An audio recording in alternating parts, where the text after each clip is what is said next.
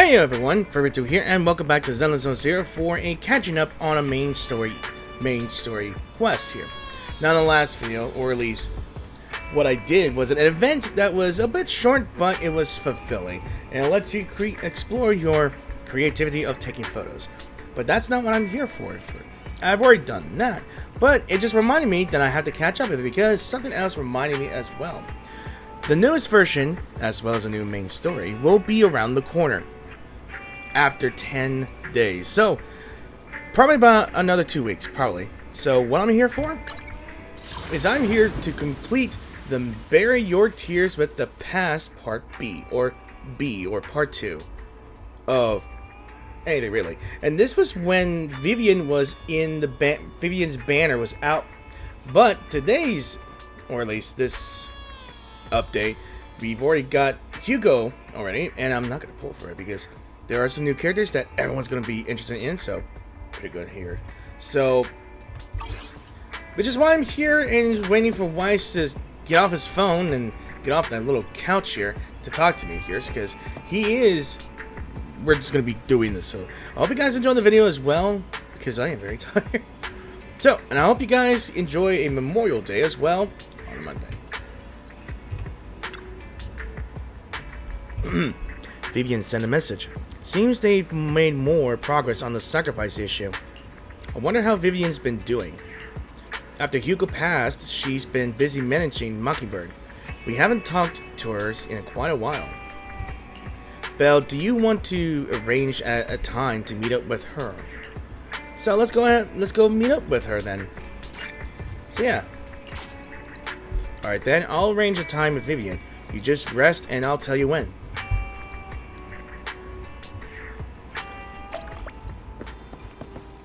So let's go ahead and rest on that comfortable sofa.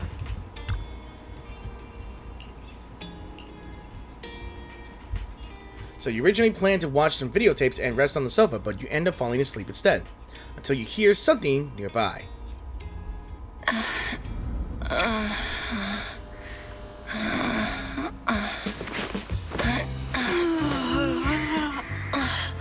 What the? Lord Faison. Was she watching me sleep? This time, let me. Vivian? Vivian? She was watching us sleep. Oh, how cute. She just said no. I didn't disturb your sleep, did I? Oh my goodness. She is beat red to the ears.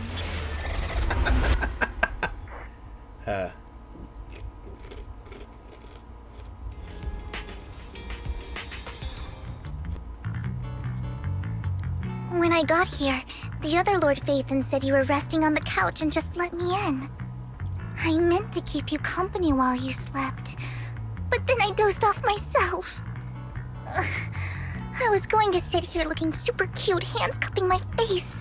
You know, like the #1 sleepy face I want to wake up to pose. I can't believe I ended up falling asleep myself. Aw. What a dork. I love her. Too bad I was unlucky to get her. Also, I was more afraid that she might have been sniffing my shirt, but oh well. The what pose? #1 sleepy face? What? Sleepy face? What pose? That was a lot of words in one breath. Are you sure you got enough sleep, Vivian? No, Lord Faison. I was just worried that I had disturbed your rest. Just being able to see you sleeping peacefully is already the highlight of my day. No, my entire month. Though it is a bit late, but... Good morning, Lord Faison. Do you need anything from me today, or why so formal? That was so formal. Feels like you're about to drop some big news after a greeting like that. Mockingbird's death has stirred up quite the storm. I took some time to gather intel. It seems someone deliberately leaked the story that Hugo is an illegitimate child of the Ravenlock family, but I haven't found the source yet. So, could it be Hartman? Could it be Hugo's uncle, Hartman? Maybe he's trying to turn people against Hugo and Mockingbird by playing the illegitimate child card. I suspected that too. He could be using Hugo's background to make people believe Mockingbird is just another top's pawn. To the upper class, Mockingbird may be insignificant, but it has a loyal following among regular folks. But after some digging, I was surprised to find that the public isn't turning on Hugo. They're actually starting to see him in a better light. Some people feel bad for him. Some relate to his struggles. And Hartman's the one getting all the heat.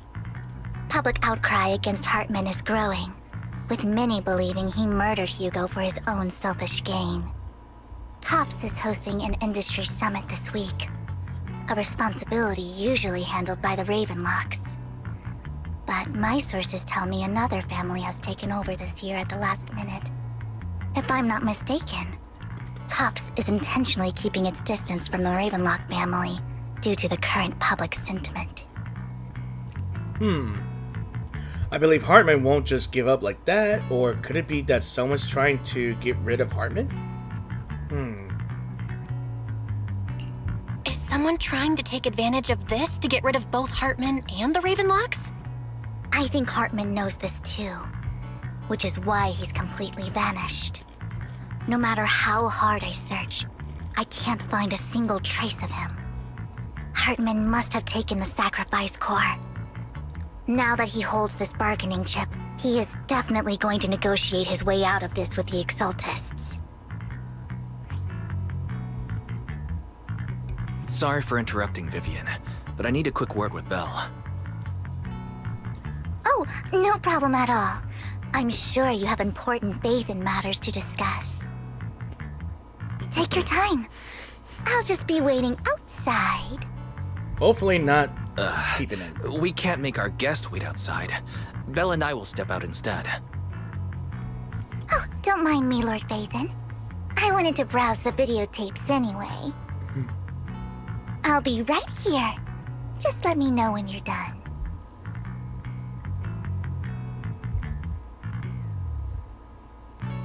Belle, Lycon's outside the video store. He knows Vivian is with us, so he's hesitant about coming in. He's stressing over what he did to Hugo in front of Vivian, but he really needs to talk to us. Maybe you should go speak with him first. I'll go talk to him. I'll go talk to Lycon. Honestly, neither he nor Vivian is at fault. As proxies, it's our job to be the bridge between them.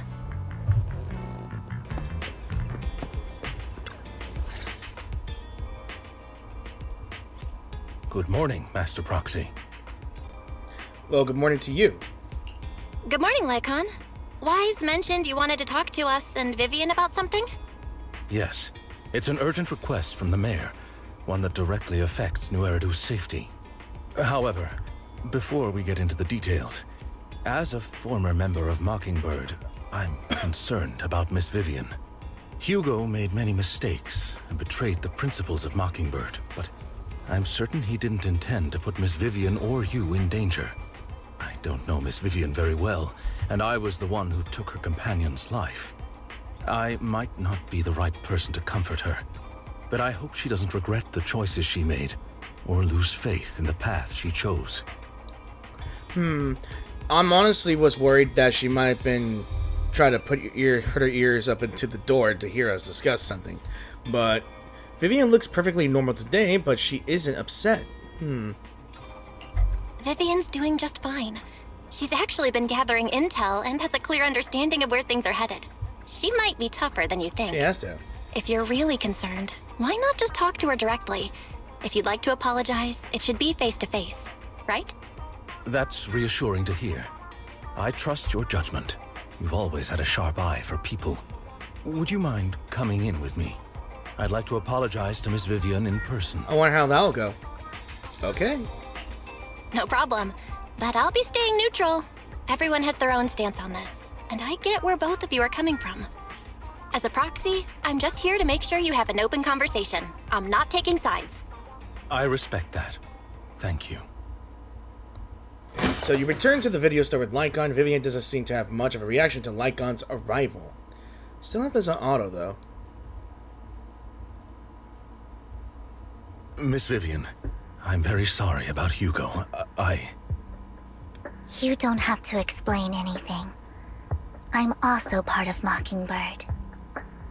Mockingbird stands on more than just gain, so it won't fall when fortunes shift.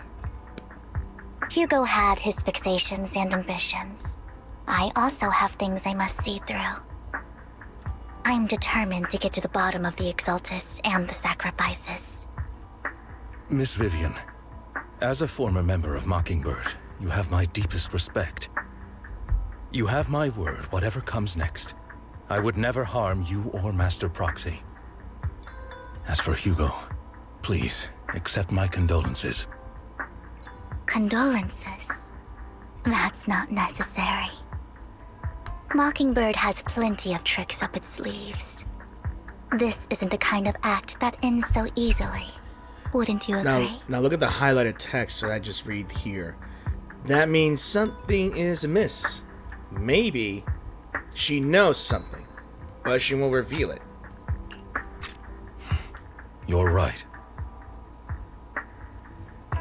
Huh?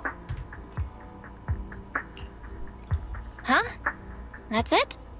You two just figured it out? Oh, that was fast. That's abnormal. Master Proxy, I believe we all share the same goal. Uncover the truth of the Exaltists and the sacrifices. The Mayor has tasked me with inviting you to take on this mission, and hopes we can work together moving forward. If the Mayor wants to work with us, I trust he will demonstrate his sincerity and kind. Mockingbird will not serve as a pawn for the powerful. That will never change. Of course. While the Mayor cannot handle this personally, he will make sure we have all the intel and support we need. Miss Vivian, I know you have your own intelligence network, but for some high-profile shady dealings, perhaps the Mayor can provide you a different perspective. Please, take your time to discuss. If you're open to collaborating, I'll set up a call with the Mayor so he can speak with you both directly. We'll think about it. I need to discuss this with Wise and Vivian. With so many people involved in this, we need to be very careful. Of course, I completely understand. When you've made up your minds, you can find me at the Ballet Twins.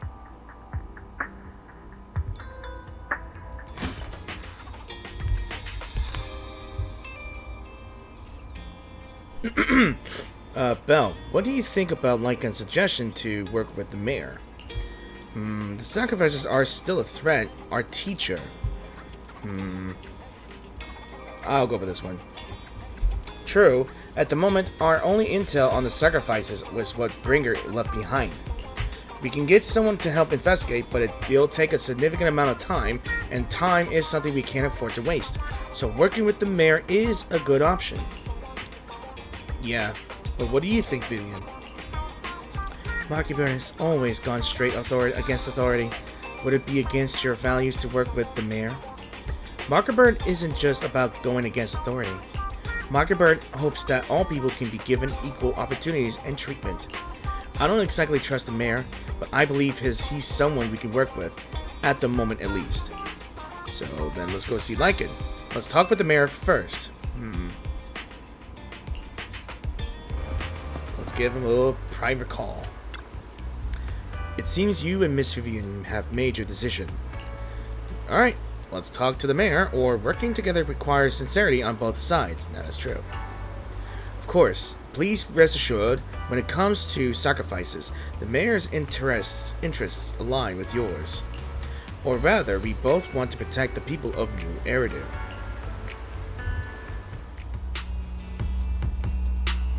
I'll connect the call to the Mayor now. I hit my headphones. My dear friends, I'm glad you're willing to keep working with me.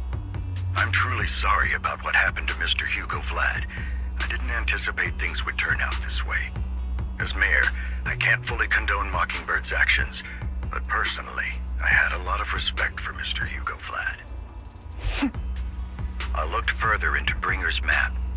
The sacrifices were created by an Exaltist named Landon, who was active in Janus Quarter. Mr. Landon passed away in an accident a few years ago.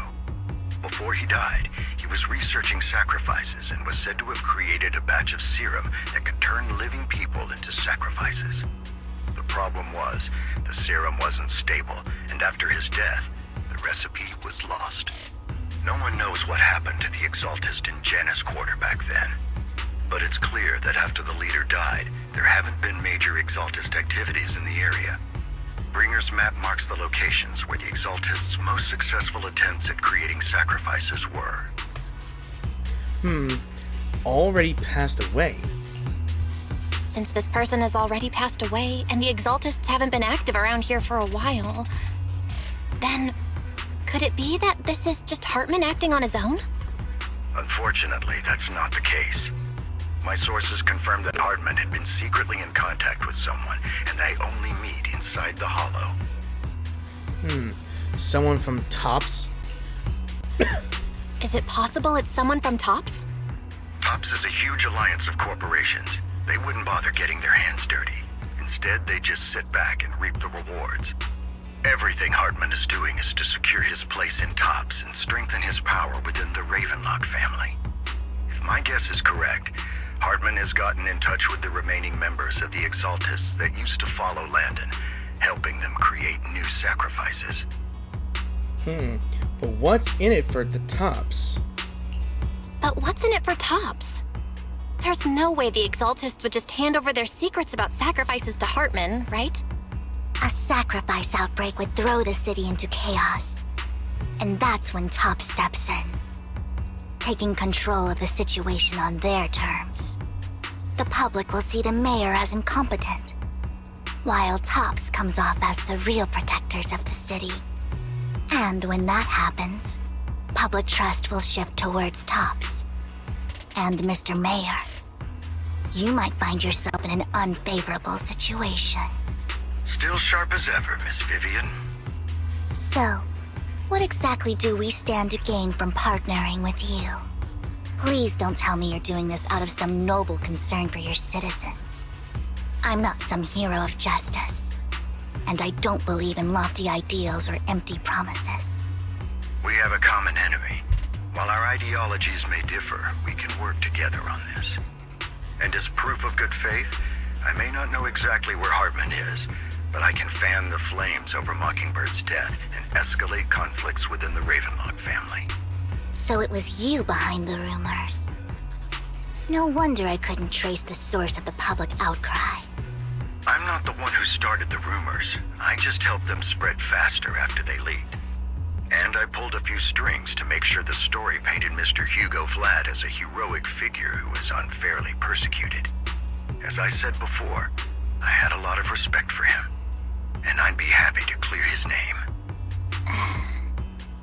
Now let me lay out my terms for collaboration. After looking into it, I found that the dormant sacrifice you discovered wasn't the only one. There are more places where sacrifices might be lying dormant. Too many eyes are on me right now, so I can't send my own men to deal with it. I'd like to ask you to retrieve the sacrifices from those locations. I'll make sure to dispose of them once you do, so no one will be able to use them again. On top of that, I've asked a friend to help monitor your physical condition, and maybe even uncover more of your potential. Her research overlaps with your teacher's work. You don't need to worry about her capabilities. She's a Void Hunter rank special investigator. Our teacher's research. Really? A Void Hunter ranked special investigator is going to be assisting us? And she's involved in our teacher's research? That's right. She's heading to Janus Quarter for some business. I wanted to set up a formal meeting, but she declined. She prefers to assess things on her own, and will reach out when the time is right. She'll let you know the details then. So it looks like you both are on board with this commission and ready to help recover the sacrifices? Okay. We don't want new Eridu falling into chaos either. We'll do what we can. I know you won't let me down. Given our positions, we might not be friends, but we're definitely not enemies. I'll leave the rest to you then. I've got to go. Goodbye. I am glad the two of you have decided to continue working with us. With your help, we are sure to successfully recover the sacrifice. I have other business to deal with, so please excuse me. If you require anything, please feel free to contact me anytime. So he leaves thereafter. Lord Faithin, shall we head out now? Yeah, let's head into the hollow. Alright, let's go.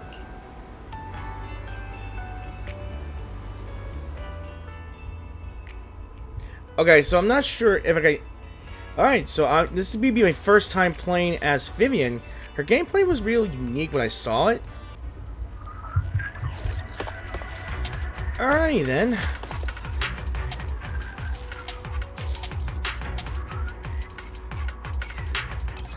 Alright, so this one's a little intro. So after activating the EX special attack, Vivian will automatically enter the fluttering frog state.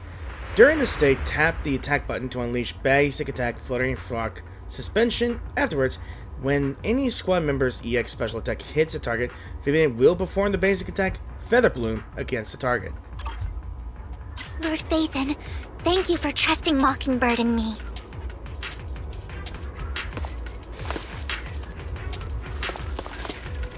Okay. Let's move on.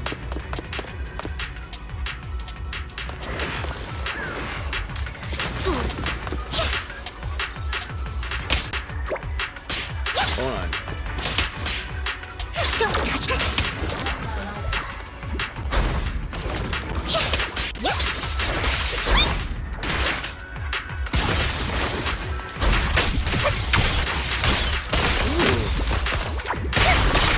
Trying to not get as much lag as here. Don't touch me.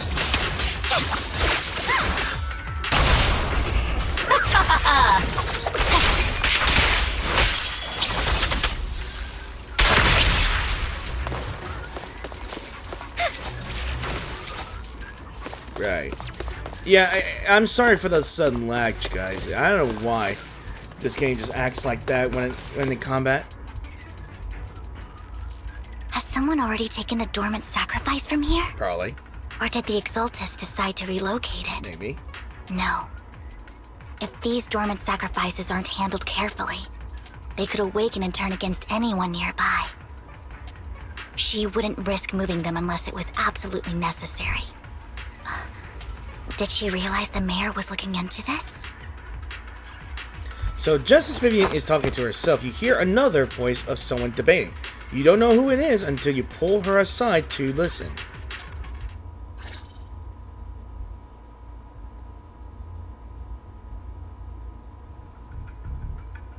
Did Hartman just make up this intel to get a shot working with us at Tops?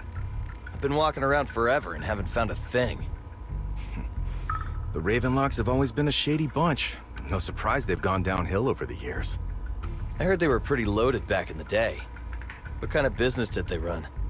No clue. On the surface, their businesses seemed legit, but who knows what was happening behind the curtain. Probably something with the sacrifices. I mean, how else would he know about the dormant ones left around here for years? And he was so sure that even if those original sacrifices didn't work out, he had a backup plan. Backup plan? What could that be? Well, that's beyond me. I just happened to overhear something while I was next to Mr. Edmund one day. What's Tops planning to do with all these sacrifices, huh? For research? Do you think we'll ever have a normal life in the Hollows? Don't ask questions you shouldn't be asking. All right. There's nothing here anyway. Let's leave the Hollow and report back on what we found. And we'll make it just in time to clock out for the fieldwork shift. Let's get out of here first. So, after the two Tops employees left, Vivian appears visibly unsettled. Hartman, that fool. He'll do anything to get into Tops, even if it means playing with fire. She's an Exaltist. Human lives have never mattered to her. The more people get dragged in, the greater the danger. So who is this she you're talking about? Vivian, I've been dying to know. Who's this she you keep mentioning? I apologize for losing my composure. Please don't mind me.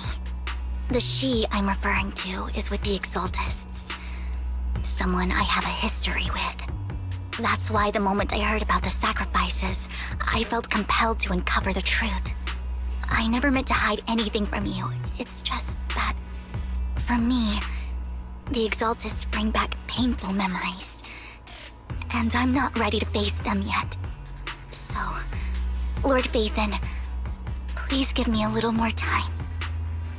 Once I've gathered my thoughts, I promise I'll tell you everything. Sure, I'll stop asking. Sure. I won't pry anymore. Everyone's got a past, and you don't have to dig up old wounds if you don't want to. I can see the Vivian I know now is super brave and kind.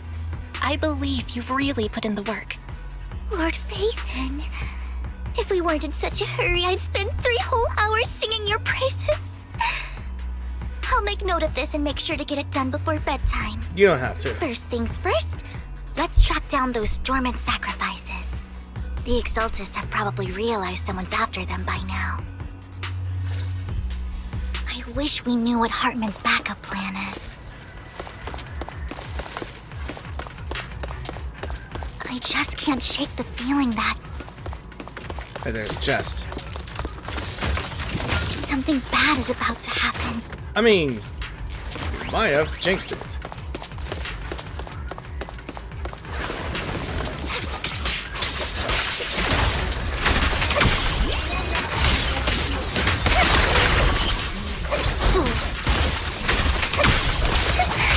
Idiot.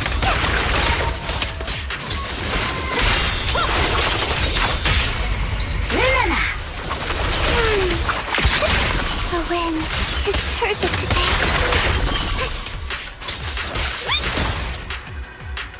This dormant sacrifice is gone too. Who could it be? And how do they know the locations of the dormant sacrifices? Let's check this next location. I hope this doesn't become a nightmare for a new Eridu. Hugo may have done terrible things, but he had his reasons. Mockingbird might be seen as the bad guys by a lot of people, but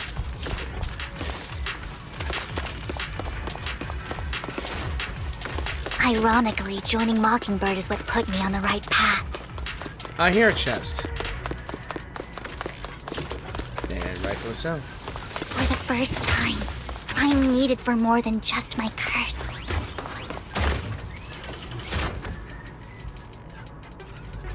Alright, I just want to let the dialogue play out.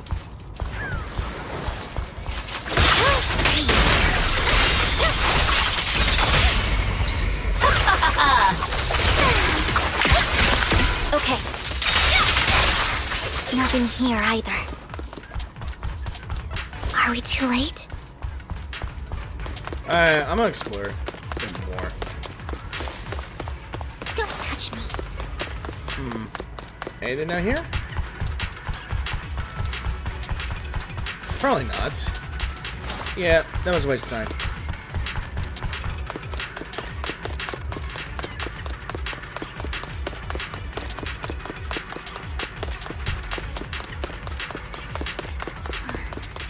There's someone up ahead.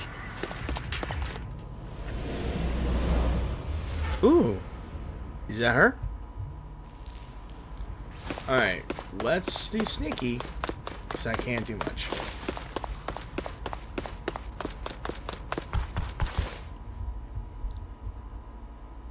I knew it was you, Vivian. I knew it was her. Camille, what are you doing here, sis? Are you destroying the dormant sacrifice? Wait. I've seen her before. She was the one in the last video, right? In the auction. Suspicious. Vivian, don't call me sis. I'm not your sister. Are you trying to stop the Exaltists? I never left the Exaltists. You know what Landon did back then. Lord Landon did it for the Creator. His methods may have been extreme, but they were necessary. Back then, you walked away. You should do the same now.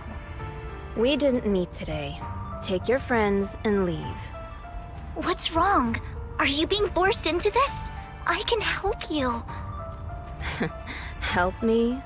Like how you helped her? Who? I... Vivian, you're crying. You see me, don't you? No, You haven't changed a bit, Vivian. No need to hide your tears. I know exactly what's ahead for me. You've made your choice, and I've made mine. One last piece of advice. Stay out of this. She loathes you. I won't tell her we met today. Don't show yourself around us again. Camille! Camille gives Vivian one last glance and throws a smoke bomb to the ground. The noise attracts some ethereals, even though you may have many questions. Dealing with the imminent threat feels like the right choice right now. Lord Phaethon, watch out! I'll tell you what that was about later. Let's take care of the ethereal first. Weakling. Well done! Oh, she had her ultimate. Damn. After fighting off the ethereals, you search for a long time but don't find any dormant sacrifices. After deliberating with Vivian, you decide to leave the hollow for now and figure out your next move. Just then, the phone rings. You two took longer than I expected. Did something happen? We searched the coordinates the mayor provided. Most of them were already empty. No dormant sacrifices. Camille, the Exaltists have been actively destroying the dormant sacrifices. The Exaltists? There's no reason for them to go after the sacrifices, right? I saw it too. Vivian is telling the truth. I saw it too. And one of them is someone I once knew. I thought she would leave the Exaltists after Landon's death, but she stayed. Do you have a history with the Exaltists, Vivian? When I was a child, I stayed with the Exaltists for a while. Back then, Landon was one of the most respected figures among the Exaltists in this region. A lot happened, and after Landon died, I left. I can't turn a blind eye to the sacrifices. I know all too well how many lives have been lost bringing them into existence. Ever since I learned a sacrifice had appeared in Janus Quarter, I haven't been able to stop worrying. I won't let history repeat itself. That's why I asked Hugo to investigate, starting with the Sacrifice Corps. Vivian. Please stop. I'm not looking for comfort. I'm just recounting the story for you to understand the situation. We've got bigger things to focus on. But when I do need comforting, I'll come straight to you. I hope you'll make time for me, Lord Phaethon. Just so you know, I'm not the easiest to console. Okay. No worries. I'll totally have your back until you're feeling better. Okay. Back to the matter at hand. That conversation between those two TOPS employees back in the Hollow is still bothering me. Indeed. They said Hartman had a backup plan. And that got me thinking about some news that was quietly swept under the rug. Lately, there have been mining accidents in Ravenlock-controlled areas. Many workers have died. The families were paid off with huge settlements, way more than usual. No protests, no controversy, and the issue was buried. Odd. But considering the Ravenlock's financial position, why would they be so generous with payouts? Like I feel, it sounds sketchy. That sounds sketchy. Are you saying they made up the accidents and the workers' deaths? Precisely. I don't think those workers died in mining accidents. I'm planning to reach out to some old friends, see if they've heard anything about this. Do you have time, Lord Phaethon? My contacts are just near 6th Street. Care to join me? Alright, let's go together. I'm in. Let's go together.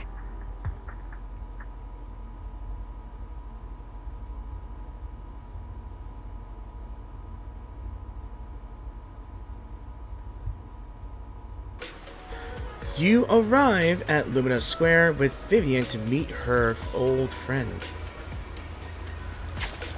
Alright. Lord Phaethon, let's head out as soon as you're ready. Let's go now. An old friend of mine said she has some new intel.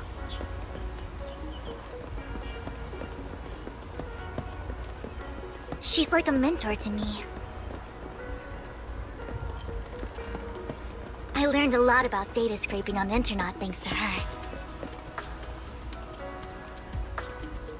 Alright. Are we good? Yeah. And I know it's partly rain. It is rain. I figured that.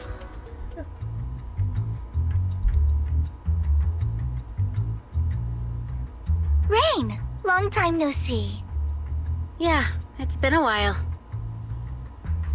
Rain? Rain? You two knew each other? Yeah, Phaethon. Long time no see. Rain! You actually know that Lord Phaethon is Lord Phaethon? No, I mean, you actually know Belle is Lord Phaethon. I didn't know right away. One time, I needed a favor from Nicole. I only found out after meeting them. I mean, who would expect a legendary proxy to be running a video store for a living? Oh, by the way, your idol... Rain! Let's not bring up old stuff. Idol? Lord Phaethon wouldn't be interested in that. I want to hear about it.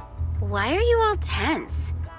Right! Lord Phaethon lives on 6th Street too, and might know your idol. What's with the idol? Remember when you traced that post on Internet to 6th Street and actually went to check it out? And you came back all bummed, spouting nonsense. Oh no. Like there was only a black cat at the location, and maybe your idol is actually a talking cat. Or something like that. Oh, I know that cat. I think I know that black cat. I know that black cat. I'm always sneaking at snacks. Lord Phaethon, please, let's drop this topic. Oh, she's amazing. Come on, Vivian. It's been years and you still won't say who your idol is. If you'd just let me, I'd have tracked them down ages ago. I get it. You want to find the person who's important to you on your own. But you've tried so hard already. It's okay to lean on me a little, you know. I'm sure your idol won't hold it against you. I shouldn't have come to see you. Huh? What's wrong? Change the subject, help her out. Hey, Rain. Vivian said you might have some new intel. So let's get to the important stuff first. All right, let's get down to business. Here's something I'm pretty sure about. The Ravenlock family's claim that those missing workers died in an accident? Don't buy it. The last signal from those workers was near the Hollow. Then communication went dark. I think they were taken into the Hollow. Probably test subjects. And yesterday, I picked up that the Ravenlock family secretly hired some people to search the Hollow's perimeter. I caught a weird distress signal from someone and managed to track down the source. When I tried to reach out, the signal cut out completely. The last trace of the signal was near Lumina Square. Finding someone in real life isn't really my thing, so that's where you come in. So, got any more leads? Okay, we'll check things out. You just said this is something you're sure of. Do you have anything you're unsure about? I dug up some info online, and one thing stood out. A few days ago, there were some creepy sounds coming from an abandoned warehouse by the port. The place was locked up, so no one could see what was happening inside. Not sure if it's related to your search.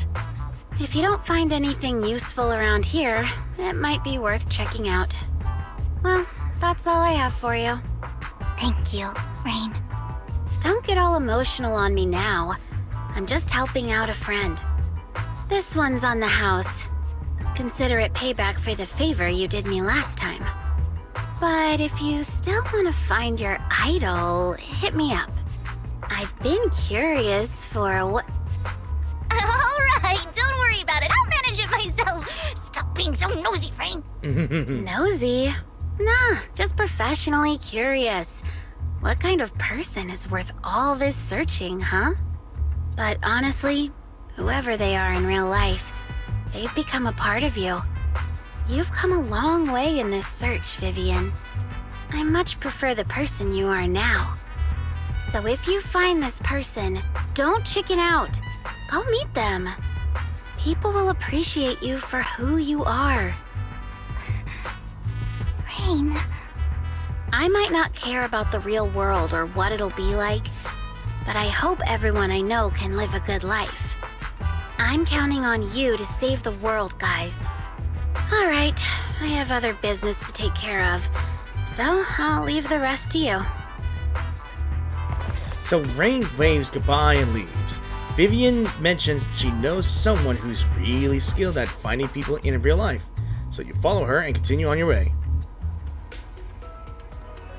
Lord Phaethon, please pay no mind to what Rain said. I'm actually curious.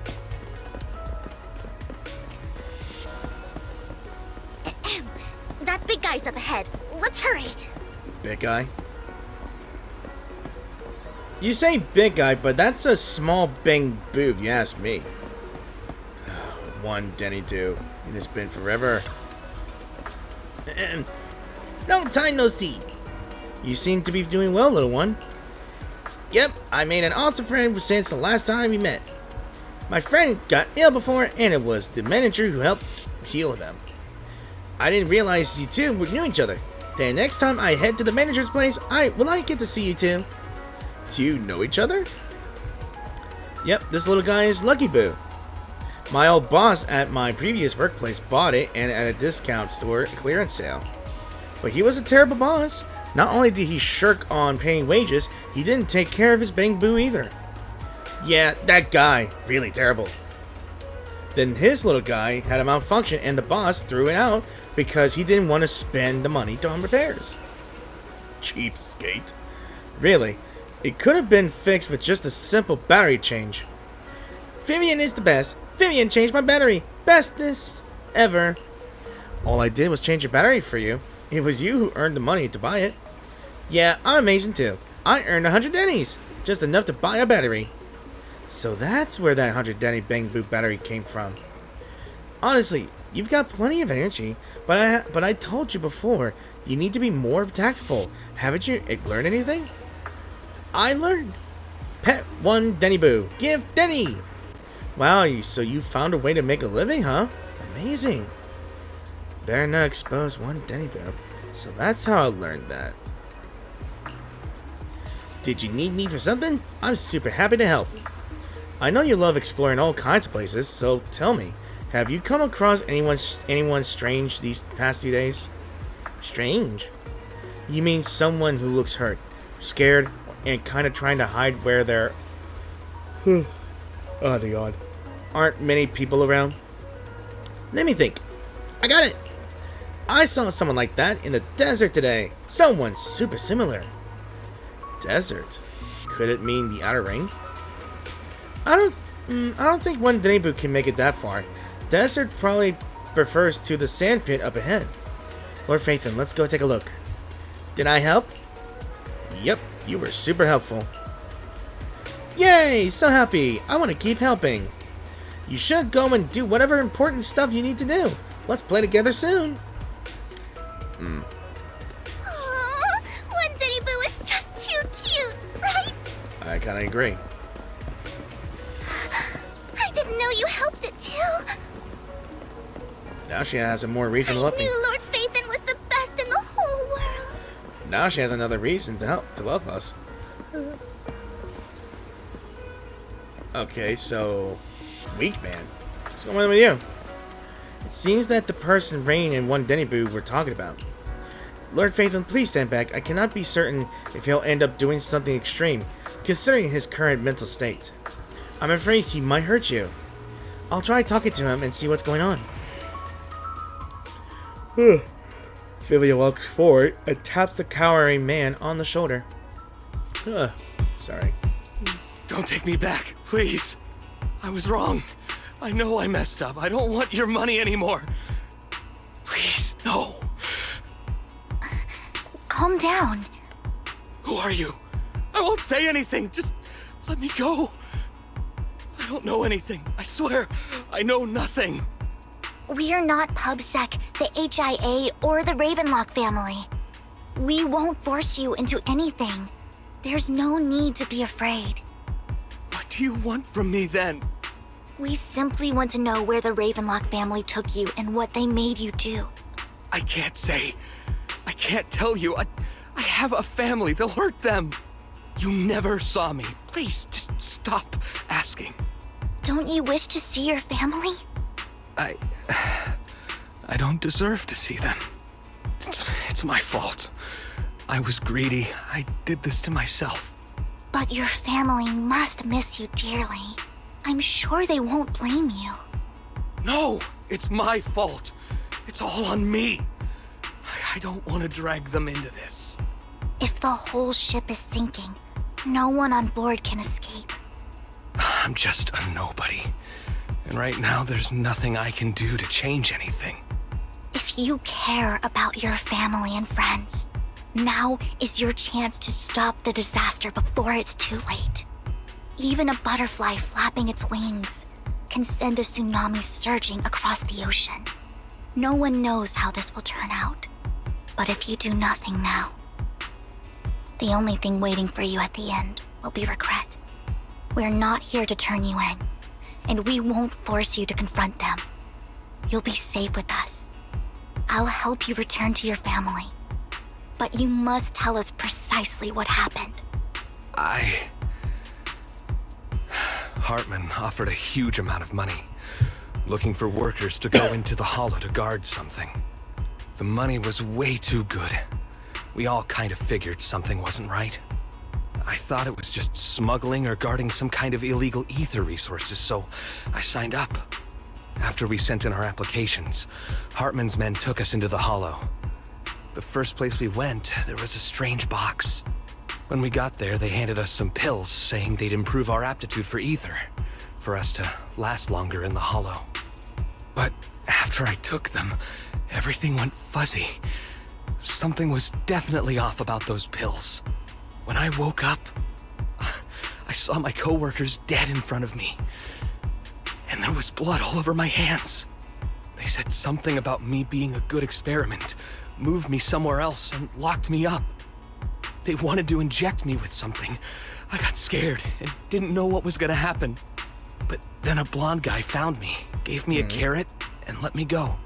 Hold on. He said a blonde guy. Could it be? But we won't know for sure. So I escaped. I didn't want to kill anyone. I don't know. It wasn't your fault that your coworkers died. You were just a tool in their hands. Do you remember the place they first took you? Do you know what was in that box? I only remember the first place was like a rooftop. I think it was on top of a tall building.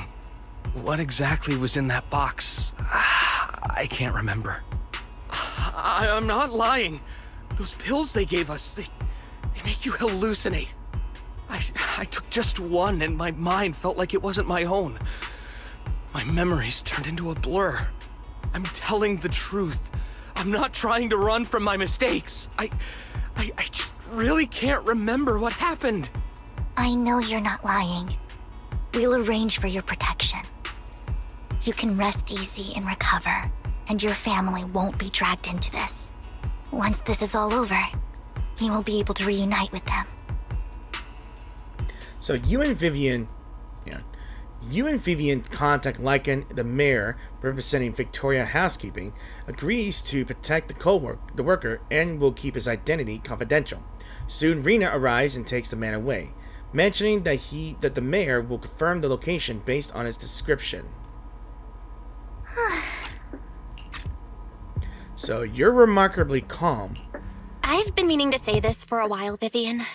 You're just so calm and decisive when things get tough. Totally different from the impression you gave me at first. Actually, I wasn't always like this. I used to run away when things got tough. There was even a point where I just wanted to disappear. As if my very existence was the source of suffering. I I wondered. Perhaps leaving it all behind could put an end to the pain. That's kind of hard to imagine. Whoa. It's hard to imagine you like that. I mean, you had this super intimidating vibe when we first met. Well, I was on a mission at the auction when we first met. And just as Rain said, I've come a long way from who I used to be. Speaking of Rain. Speaking of Rain, it's still wild to me. I never thought you and I would have mutual friends. And you even know one Denny Boo. Can you believe we might have passed each other so many times without even realizing it? Enough about me. Tell me more about you, Lord Phaethon. Where have you been? And what have you experienced? So let's start with the Red Fang gang. Looking back, I feel like I've been through a lot lately. My brother and I even lost our Phaethon account. Oh, everything started when the Cunning Hares took something from the Red Fang gang. Yes. So as you walk along the river by Lumina Square with Vivian, you start sharing your stories. Although she wasn't part of them, she's been to the places where they took place.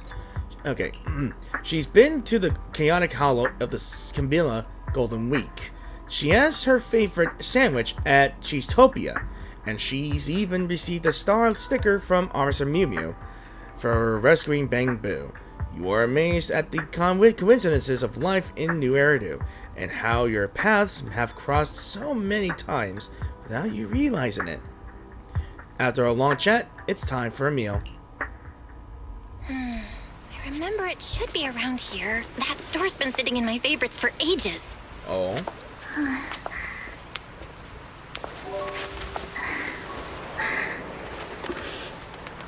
Lord Phaethon! What's up? Confess. I've seen that black cat on 6th Street. That harmonica in the outer ring you mentioned. I've heard it before, too. I've even been to the monument outside Hollow Zero. Stalker. But none of that was a coincidence. It was me.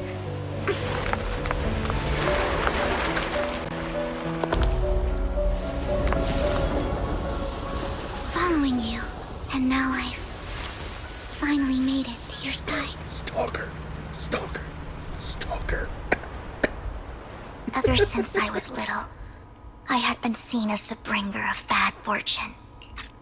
I had traveled to many places and witnessed far too much misfortune.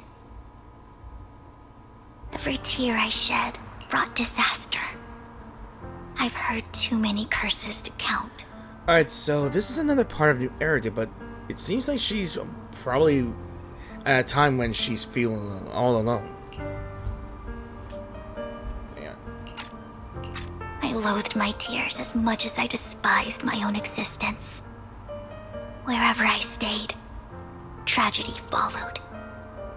I had roamed too many places, and each time, it ended the same way. I didn't know where I could go anymore. One night, I stumbled upon a post discussing me. Whether they knew me or not, everyone seemed convinced that I was the source of the curse. Some mocked me with cruel intent. Some wished I would vanish, and others speculated maliciously. It really seemed that my very existence was a disaster. In that moment, as darkness enveloped the city, I saw lights flickering to life all around New Eridu. So many lights, and not knowing where to go, I thought, if only I could disappear into those lights. I made up my mind, and right then, my phone rang. I decided to take one last look. I wanted to know who left me my final message from this world. It was you, Lord Phaethon. Me? Wait, really? Me? Yes. And I checked with the other Lord Phaethon. You were the one using the account at that time. But I know you probably don't remember it. After all, it was just an ordinary day, with an ordinary post and meaningless comments online. But for me, it was the night I finally realized where I could go. I wanted to walk the paths you had walked, see the sights you had seen. And then, one day, share it all with you, face to face. Is this a proposal? It could be with any of the characters you choose. Either both siblings there. So what exactly did the comment say? What did I even say in that comment? I can't remember off the top of my head. Well, you'll have to figure it out for yourself. I'm not telling you. You. Huh? Huh? No! So, Lord Vathan, thank you. Not only for that comment you made that day, which was a silver lining for me, but also for giving me the courage to become who I am today. The Vivian standing right in front of you now. Lord Vathan, I truly like who I've become. So, pause this. The wind skims across the surface of the water, lifting Vivian's hair and brushing it against her cheek.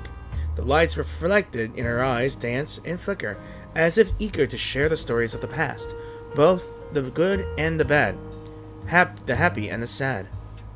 Emotions intertwine with the narrative, and you feel as though you're witnessing the path she has traveled. Lycon just sent a message. There's an update.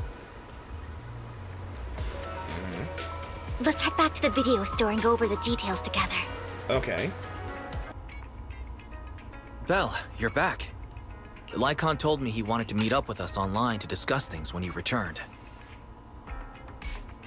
I'll call him now. Master Proxy, Miss Vivian. The gentleman Rena brought back has stabilized and calmed down now. Based on his account, we've identified where Hartman is hiding the core. He also mentioned that Hartman plans to trade the core with a group of people. We suspect that this group consists of members from the Exaltists. I knew it. Now that we have the location, it would be splendid if we could seize the sacrifice core before they do. Precisely. We hope you can head to the location as soon as possible to secure the sacrifice core. So, leave it to us. We've got this. I have other matters to attend to, so I'll leave the retrieval of the sacrifice core in your capable hands. The mayor's friend that he mentioned before will also be assisting you this time. The target coordinates have been shared with her, and she'll meet you there. Please ensure your safety, and I wish you all the best. Lord Vathan, we'll head out as soon as you're ready. We must obtain the sacrifice core before Hartman does. But unfortunately for me, I got something else to do, so I'll be back for a few seconds or a few minutes.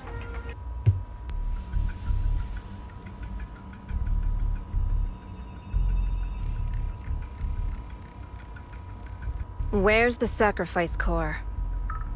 Camille, you really think I'd stroll around with something this important?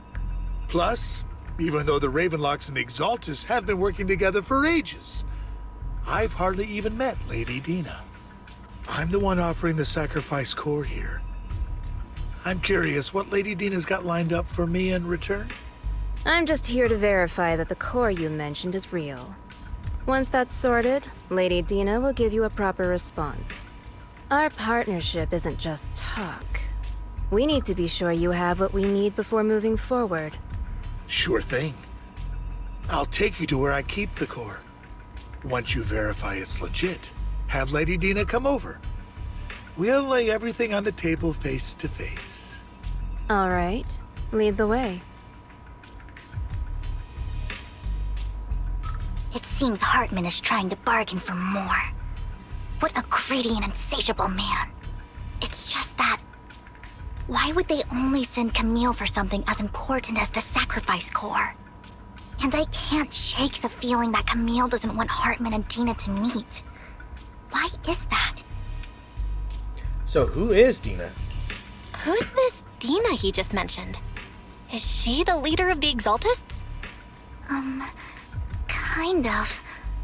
Lord Vathan, I really think we should hurry. We must get to where Hartman keeps the core before anyone else does. I planned the route already. I've got a shortcut planned, but there are gonna be ethereals along the way. I'll let you handle them, Vivian. Don't worry, Lord Vathan. You are in capable hands. I'll ensure your safety. Alright, I'm just praying that it doesn't lag me a bit much here, so...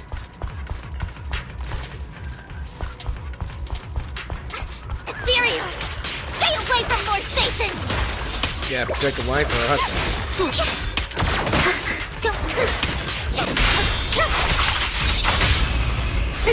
What's up?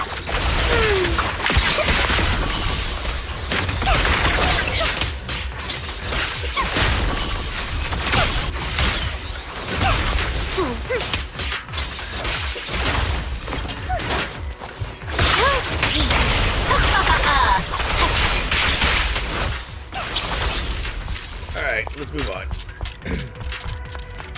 Looks like Hartman's trying to negotiate for more leverage.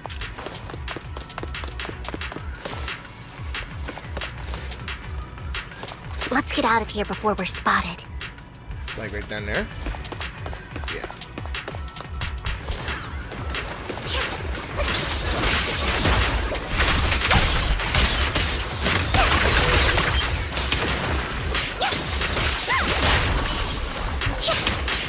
Okay.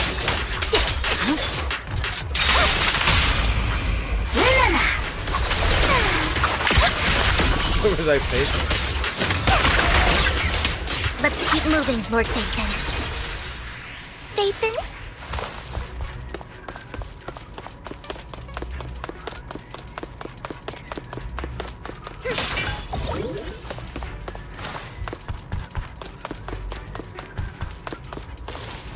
Leave the enemies to me, Lord Vathan. Don't touch me. You go. Watch out.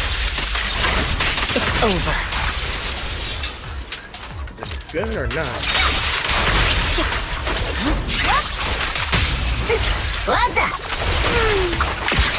They're still over there. Looks like they're arguing. Guessing the deal is going not so well. This is our chance. Let's hurry.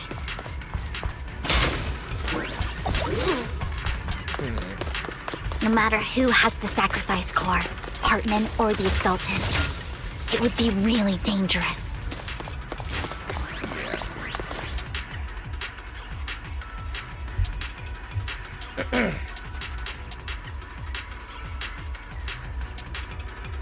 Hand over what's in the box. Or we do this the hard way. You sure tough? Let's hurry and secure the sacrifice core. That was too fast. I didn't mean to skip the dialogue. You can probably just find it in YouTube if you want to check it out. Damn. Lord Vathan, the box is empty. So Hartman never kept the core here to begin with? How did you even find your way here? Where's the core in the box? What did you do with it? You call this keeping the sacrifice core safe? Just as everyone stands confronting each other, a voice comes from behind. So someone nicked the core before we got here. Wonder who that could be. Who is this? Vivian, it's been ages. Crazy. Dina! That's her. Oh my, you actually remember me. So sweet. Look at you, thriving. I thought you'd totally forgotten about our past. So, tell me, do you ever dream about the people you've killed? Are they crying in your head all night? Back then, I had no idea. You had no idea? While you were soaking up all that love from Daddy and everyone else, you had no idea what was going on? I wasn't. Lady Dina, Miss Vivian didn't actually... Camille, when did I say you could meet up with Hartman today? I I just wanted to make sure the sacrifice core is legit. I was worried Hartman might try to pull a fast one on us. Really? So loyal. I thought you'd be more like the old days. Just a few words from Vivian, and you'd be plotting my demise. Just like what you did with Father. I won't, Lady Dina. Don't even think about betraying me, Camille. You owe me for what went down back then. However, I do understand your worries. This core, it's fake. No way! I got this straight from Hugo! It can't be fake! Wait, I got an idea. Hugo probably just made a counterfeit and accidentally dropped the fake one, but he kept the real one to himself. Wow. I think Hugo pulled a fast one on you even after death. How can you just claim it's fake without any proof? I think because she is the leader of the Exaltists, she can already tell. Ugh, seriously? So, Dina approaches Hartman and coldly inserts the core into an open wound on one of his subordinates. The guy collapses to the ground, screaming. Dina wipes her hands and casts a look of disdain. The sacrifice core can max out the ether particles within human bodies in no time at all. But look at your little subordinate. How uncouth. He's making noises like some animal. Can you shut him up? So annoying. She's crazy. The masterpiece Father made for the Creator isn't this worthless piece of junk you're holding. So, the real core. Vivian, where do you think the sacrifice core is really at? I don't know. If I knew where the real core was, I'd destroy it without a second thought. Dina, you understand what the sacrifices are. And you know those who were blessed should not have to endure such horrors. Oh, they shouldn't have suffered those horrors. Weren't you the one who decided if they'd be blessed or not?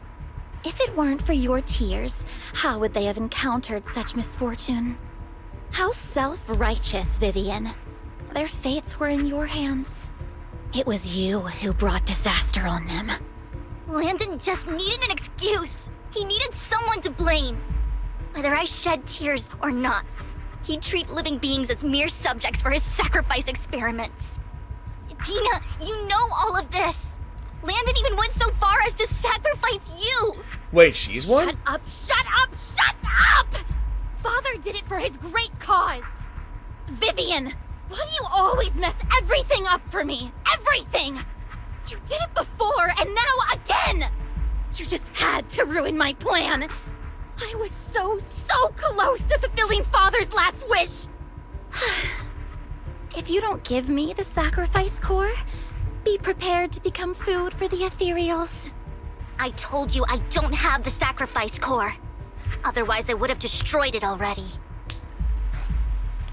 Lord Phaethon, find the right moment to retreat. She can be quite unpredictable when her temper flares. Oh, really? You don't have it? Then I suppose there isn't a reason to keep you alive. So, as Dina finishes her words, several explosions erupt, followed by tremors in the ground, signaling the rapid approach of numerous ethereals. In a panic, Hartman rushes to the car he summoned, taking Camille and Dina with him. Well, let's see what her ultimate looks like. Notice me. Lord Phaethon. So, more ethereals are coming. Wait a minute. She has a jetpack in her under her skirt? Help me. What's up? Too many. We have to get out of this.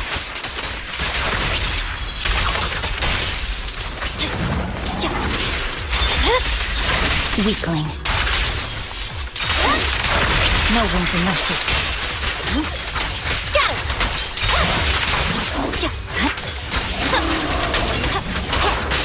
Leave it to me. Careful! Stay away from you. Stay away from Lord Phaethon! What the hell? Oh, it's one of that. Woo! There are so many. Why are we here? Who is that? Oh my god. It's ink. I know that character. She's... Shun Palace, good fortune, closed gate, safety. What?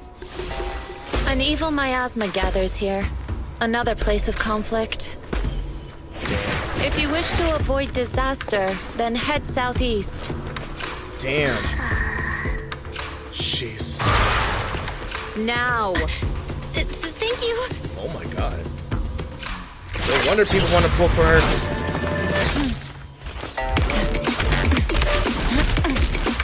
Well, season 2. Oh. Season 2 character, guys.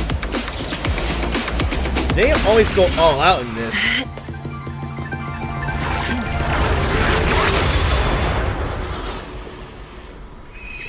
Damn. Alright, that's cool. Finally. Peace and quiet. What? I'm a bit speechless now. You must be Belle, right? Ouch. Mayflower mentioned a special partner might need my help. Okay, so who are you? Can I ask, who are you?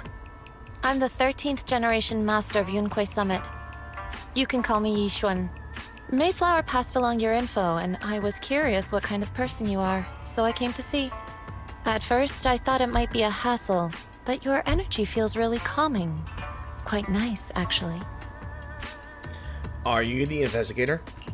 Oh, so you're the investigator the mayor talked about. Yes. He also asked me to be your temporary teacher and offer you a bit of guidance.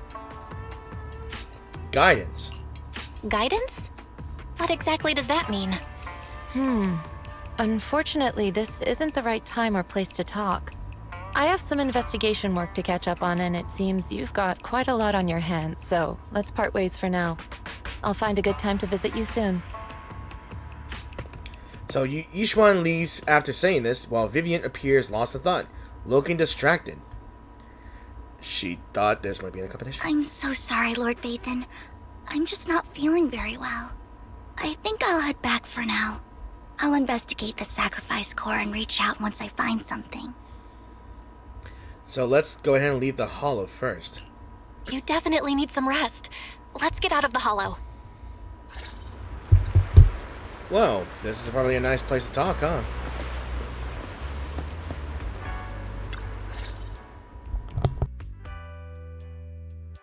Lord Vathan, are you going to rest now? And I blew my nose. So, are you feeling down? I'm not in a hurry to get back. You've been kind of off since we got out, and it's got me worried. So, if you want to talk, I'm here to listen. If something's bugging you, just spill it if you want to. I'm a pretty good listener, you know. I didn't mean to keep my past from you, Lord Vathan. When I was little, people thought I brought misfortune, so no matter where I went, no one wanted me around for long. Then, one day, Landon adopted me and brought me to the Exaltists. There, I met Dina, who was so kind to me, treating me like a dear sister. She told me her father, Landon, was a great man who'd one day make everyone stop fearing the Hollows, so all life could live freely inside and outside of them. Dina helped Landon pick people for the blessing, and everyone in the Exaltists respected her greatly. Those who received the blessing would have a better ether aptitude, allowing them to enter the Hollow freely without fear of sudden disaster. Back then, Dina would chat with me every day, always about the Exaltists and her father.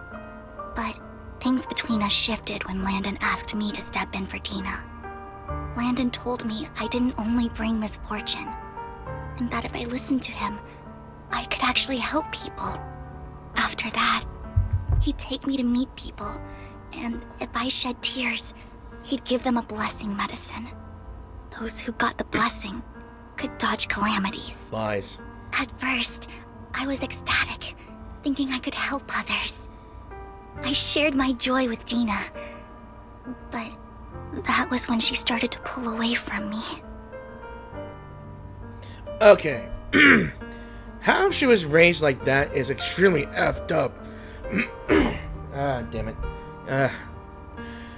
Yeah, that is totally effed up there. I mean, really. A little white lie to get someone as sweet as her to give this blessing medicine to the test subjects, believing that, it makes you feel better. It'll be helpful, but it's just experiments. So was the blessing medicine the sacrifice serum? The blessing medicine. Please tell me that wasn't the sacrifice serum Bringer had? Yeah. Yes. To be precise, it was an early version of the sacrifice serum. Landon's medicine wasn't stable. The medicine Landon developed could boost abilities quickly, but also sped up the development of ether corruption.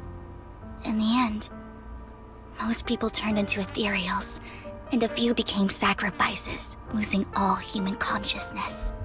The ethereals were killed while the sacrifices were given to the higher-ups of the Exaltists. The Exaltists wanted the sacrifices to hold human consciousness, so Landon's medicine was seen as a failure, and he gradually lost influence within the Exaltists. One day, I saw Dina, and tears streamed down my face. In a bid to save his reputation, Landon decided to let his own daughter receive the blessing. I had always thought that getting the blessing was a good thing, until I saw terror in Dina's eyes that day. That evening, I broke Landon's rules for the first time, and followed him out of the Exaltist's residence. I trailed him to the Hollow, where I witnessed someone who had been blessed becoming corrupted. In the end, that person became an ethereal. Then, without hesitation, Landon killed him. Before Landon returned, I went back to the residence and snuck into his study. And there, I uncovered the truths I just told you. And just a few days later, it was time for Dina to be blessed. I wanted to save her and stop anyone else from getting deceived. So, that day, I told everyone present that Landon should be the one to receive the blessing, not Dina. At first, Landon argued, and no one believed me. But, in front of them all, I looked at him and let my tears fall. Vivian starts to recount what happened that day. So we're gonna see this. Lord Landon, please accept the blessing. Oh my god, look how cute she is, but I don't like when she was in tears. You can't... I was gonna say that's effed up that he would use his own daughter for experimentation there and there. Vivian, you... Why won't you accept the blessing? Were you lying to us? Turning the tables? Ungrateful fools! You have no use anymore! Oh, damn. Really? Liar! Run! Run! You're kidding. Dina! Dina, wake up! We have to go! Vivian? What's happening? Listen to me! Lord Landon's so-called blessing isn't... Oh, damn. Uh-oh. Father! Well, that took a wrong turn. Oh, right in the chest or in the face? No, I was just... Mom, I want to go home. Okay, here's a question for cults. Why would you bring children into this thing? Why would you let children get exposed to someone being turned into ethereals? Come on. That's just freaking effed up. It's got nothing to do with us. This is just what happens when you don't accept the blessing. Vivian? Really? Was this you? Dina, I just didn't want you to accept the blessing. Everyone who does ends up... I just don't want to lose my father. Oh, he's dead. You knew? If you knew what he's done, you... Yeah, it's even more crazier that she was willing to accept the blessing. Like, really. I don't think we could fix her. He's my father. He's all I have. Stop being self-righteous, Vivian. You only ever bring misfortune. Wow. So her voice trembles as she shares her past stories. I thought once Landon was gone, Dina would leave the Exaltists. That backfired. I never expected her to continue his research, or that Camille would stay. Camille lost her entire family in a hollow disaster, so she's always supported the Exaltists. She's not a bad person. She's just someone searching for hope. She joined the Exaltists very early on, and even watched Dina grow up. That day, she was just so desperate to save Dina that she... All these years, she's been following Dina, taking care of everything out of guilt, I think. But I didn't just fail to save Dina. I trapped her. I see misfortune approaching, but I can never change its course or avoid the bad ending. Maybe I really am a bringer of misfortune. No, you're not. Don't think like that. No way. You're not the one bringing bad luck. Whatever went down with the Exaltists, Landon used you. You did. As for Dina and Camille, they know the truth, and they just made their choices. The hollows and the disasters they caused took more than just their loved ones. But not all survivors cling to obsession and hatred like they do. Lord Phaethon. Yeah, Phaethon or Belle or Weiss, activate your Riz powers. Alright, you need to believe in yourself, Vivian. You need to believe in yourself. You're currently resolving the sacrifice crisis with your own effort. I remember you saying you really like yourself now. So what's changed? Yes, that'll always be true. Thank you for listening to my story today. Years have gone by, but I've never had the courage to face all this. Maybe Dina and I were meant to meet today, so I could finally spill it all out. It lightens my heart a little. Lord Phaethon, you truly are a wonderful listener. Alright, just come to me whenever you need. Whenever you're feeling down, don't hesitate to come to me. I will. It's been such a long day. You must be exhausted. I'll track down the location of the sacrifice core and let you know what I find. Good night, Lord Phaethon. Alright, let me pause this. After bidding farewell to Vivian, you head back to the video store. You see the collectible she gifted you on the table, and it stirs a flood of memories. You've been through so much lately. You hope the sacrifice crisis can be resolved smoothly, pondering the whereabouts of the real sacrifice core. Weariness sets in, and before you know it, you drift off to sleep. When you wake, it's almost noon. Wow, we need that rest.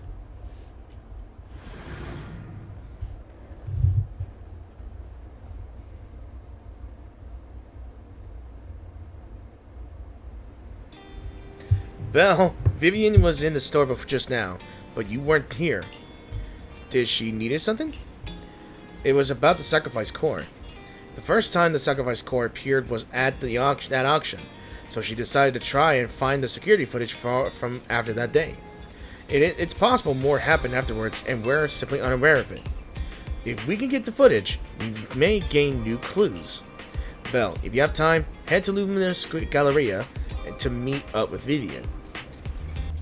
So, earlier, Vivian exchanged information with an acquaintance in the auction house's lounge. Shawl, I didn't expect you to be working here. Perfect. Shawl? That's how you pronounce the name? I was just covering someone's shift. The screening here is super strict, and I was afraid the supervisor would realize I was new and subbing for someone, so I hid in the control room during the supervisor's inspection. So I happened to bump into this guy, a blonde man wearing a hat, and I think he was checking some footage. Then he logged that footage into the tape he brought. Wait, she said, a blonde man wearing a hat. Guy sounds like Hugo, to be honest, but... because that's the only person who's blonde and wearing a hat. Or it could be, Shepard. Later, I found that part of the footage had been wiped. Blonde, wearing a hat. Could it be Hugo? Do you know him? That's what I was saying. I think it's him. If it were Hugo... I think I know where he would hide the tape. Thank you, Shaw. You were a big help. Great! You also helped me a lot when I started working. I used to make mistakes all the time. If it weren't for you cleaning up my messes, I would have been fired ages ago. So I'm happy I could help you too. All right, go ahead and do what you need to do. We'll catch up another time. So after saying goodbye to Shaw, Vivian leaves the lounge. Lord Phaethon, you're here. Someone I used to work part-time with just so happens to be covering a shift at the auction. I learned from her that Hugo once took some footage away with him. I think Hugo was planning something, so he hid the security footage. But once I know when Hugo came here, I should be able to guess where he put the videotape. Oh man, it's late and I'm already tired, but I'm gonna keep on doing this, so huh? Or how? How? We are Mockingbird after all. It shouldn't be surprising we have subtle ways of communicating information, or should it? Once on a mission, we couldn't use communicators. So Hugo trained a few birds and put trackers on so we could communicate. But after that mission ended, we let them roam free. But I just checked the trackers and one of those birds flew near the auction venue on the day Hugo took the footage. It still flies around here from time to time. The tracker only gives a broad area, but I believe this might be something Hugo left for us to find. If I'm not mistaken, the videotape is hidden wherever the bird is. Damn, I'm struggling to keep myself awake here, but I'm keep going. I can't be sure which bird Hugo used this time, but all the birds he originally trained had at least some black feathers. Lord Phaethon, let's split up and search the area. If you see a bird, you can send me a picture of it. I should be able to recognize it. So we're going bird hunting then. Alright, so...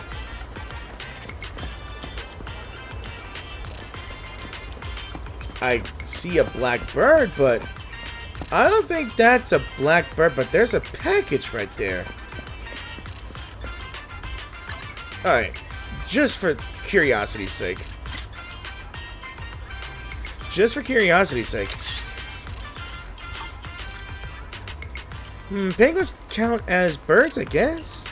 And besides, using a bamboo for communication seems perfectly reasonable. What if it's... So what if it is this guy? Either way, let's take a photo and send it to Vivian. After sending the photo of the penguin-shaped bamboo to Vivian, she responds with a long set of ellipses. Seems like we were wrong. Let's keep searching elsewhere. I mean, suspicious.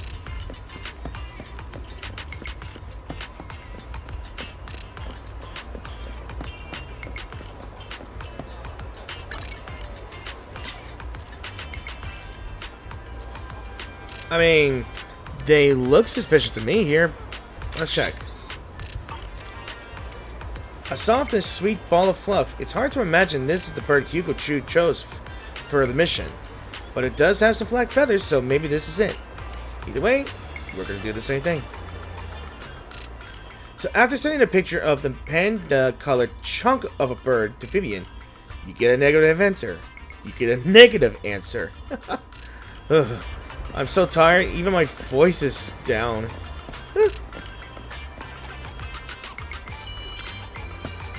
And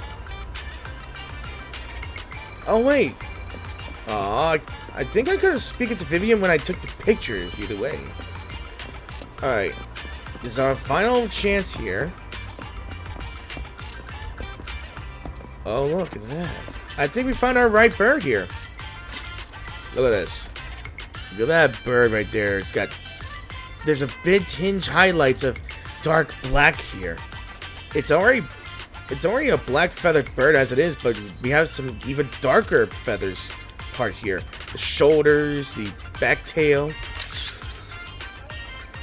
I think this might be it. Ooh. Black crows and a dark alley. Seems a bit cliche, but this really is a good place to hide something. Let's take a photo of this crow and send it to Vivian. So she says that's the one. She quickly comes over. That's the one! It's all thanks to Lord Faith that we found them so quickly. If it's here, then Hugo must have hidden the videotape among these boxes. So you look through the boxes and find the recording, but it's been damaged. After discussing with Vivian, you decide to head back to the video store together to repair it and check the contents before making your next move. So, Ferry repairs the videotape, and you watch the recording. The content leaves you shocked. It's a conversation between Hugo and Camille.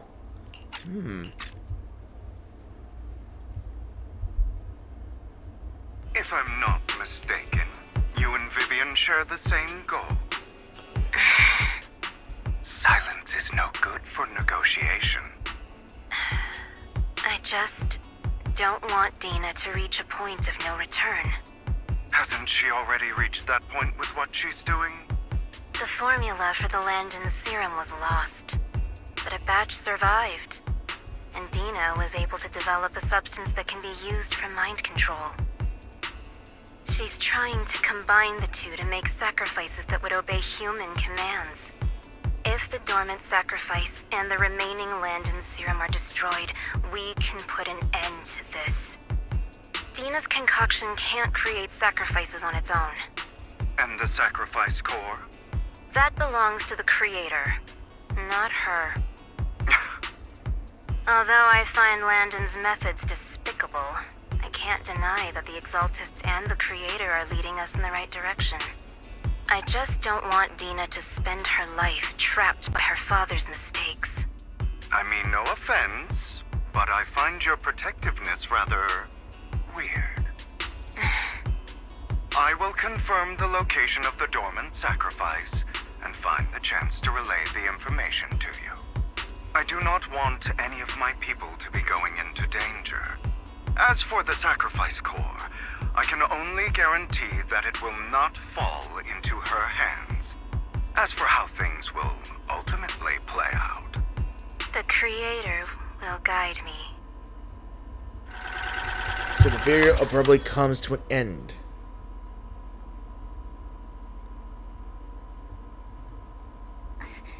Camille was actually destroying the dormant sacrifice? So why has Hugo never mentioned this before? Now Camille's actions make sense. But why did Hugo never tell us? Hugo... Belle, Lycon said there's something urgent he needs to discuss with us right now. Call Lycon first. Alright, let's patch him in. Master Proxy, I apologize for disturbing you.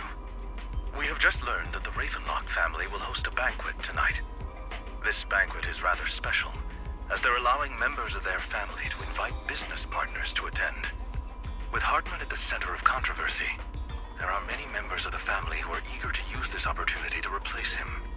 The mayor has been spreading rumors of a young tycoon who inherited a sizable fortune and is looking to partner with a person from an old and influential family.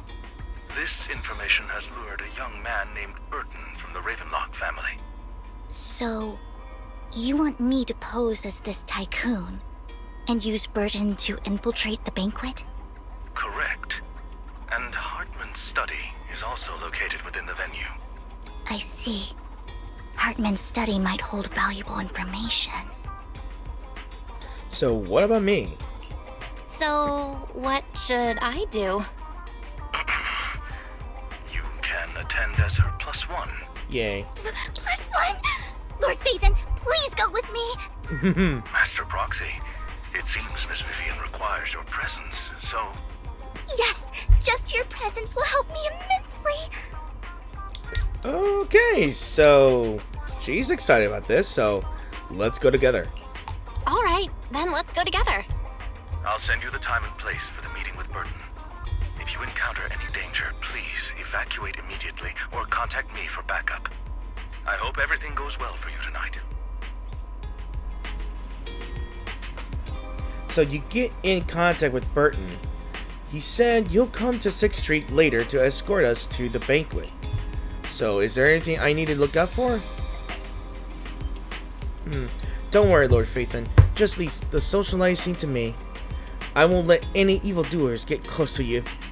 But since there's still some time before we have to go, should we watch an instructional videotape on formal dinner etiquette together? I learned everything from videotapes when I first went undercover as a banquet for Mission 2. Though such a method isn't sufficient to master it, it's enough to deal with this one excursion. Okay. Then let's watch, or let's do some last-minute studying. Yep, I'll go over the key details for you as we watch the videotape. You do some last-minute studying on the etiquette expected at a formal banquet for your mission that night. Before you know it, evening has arrived. Lord Phaethon, Burton sent this location. Are you ready to join me for the banquet? I'm ready. Then I'll meet up with Burton first and make sure he's not tampered with the car. Lord Phaethon, please wait 5 minutes before joining me. You'll be safer this way. So Vivian heads off first. After 5 minutes, she sends a message saying it's all good. Let's go meet up. That's new. That's a very luxurious sports car right there. And you're Burton, huh?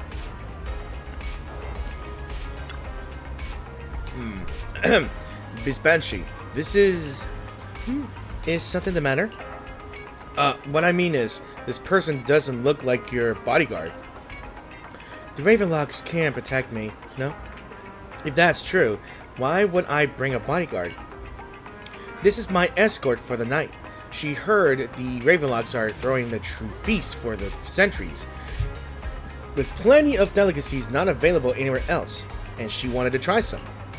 You aren't so stingy as to not even allow your guests a +1, are you? Of course not.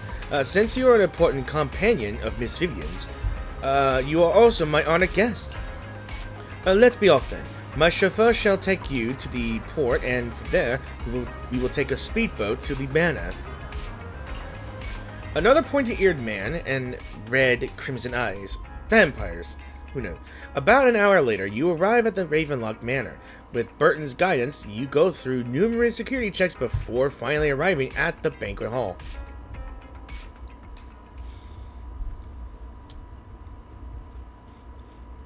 Miss Banshee, I believe I've shown you my sincerity.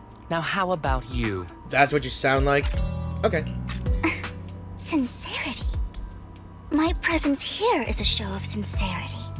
If we're to work together, Miss Banshee, you should drop your pretentious act. I am well aware of the ways of the Ravenlock family. If I were to come empty-handed, I probably wouldn't even be able to make it out the front door tonight. Since I agreed to come with you, and even brought along my most precious companion, does that not show my deepest sincerity? No need for such an off-color joke. Our door is always open for those coming or going. We both know what's what, so let's cut the small talk. The man's rude. I know far more about how the Ravenlock family made their fortune than most here. I am also well aware of why Hartman, despite such a massive scandal, still remains in power. That's true. Oh? Do tell. I wonder. Exaltists, blessing, sacrifice, Landon. Where would you like me to start? How did you know that? No, who are you? Don't be so tense. She's going all out. If I'm not mistaken, it's about time the banquet began. My companion and I are practically famished. Is this how you treat your guests? By letting them starve? Perhaps when we've had our fill, we'll remember where the sacrifice is hidden. You know where the sacrifice is? So, can we go get something to eat now?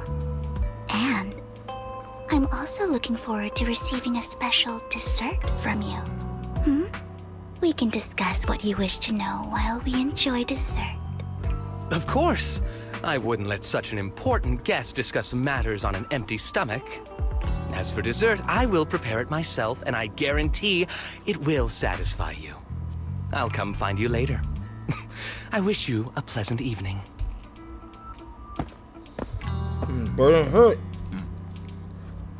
Bird hurriedly leaves, and Vivian seems to breathe a sigh of relief. These kinds of people are exhausting to deal with. I really don't know how Hugo used to put up with it.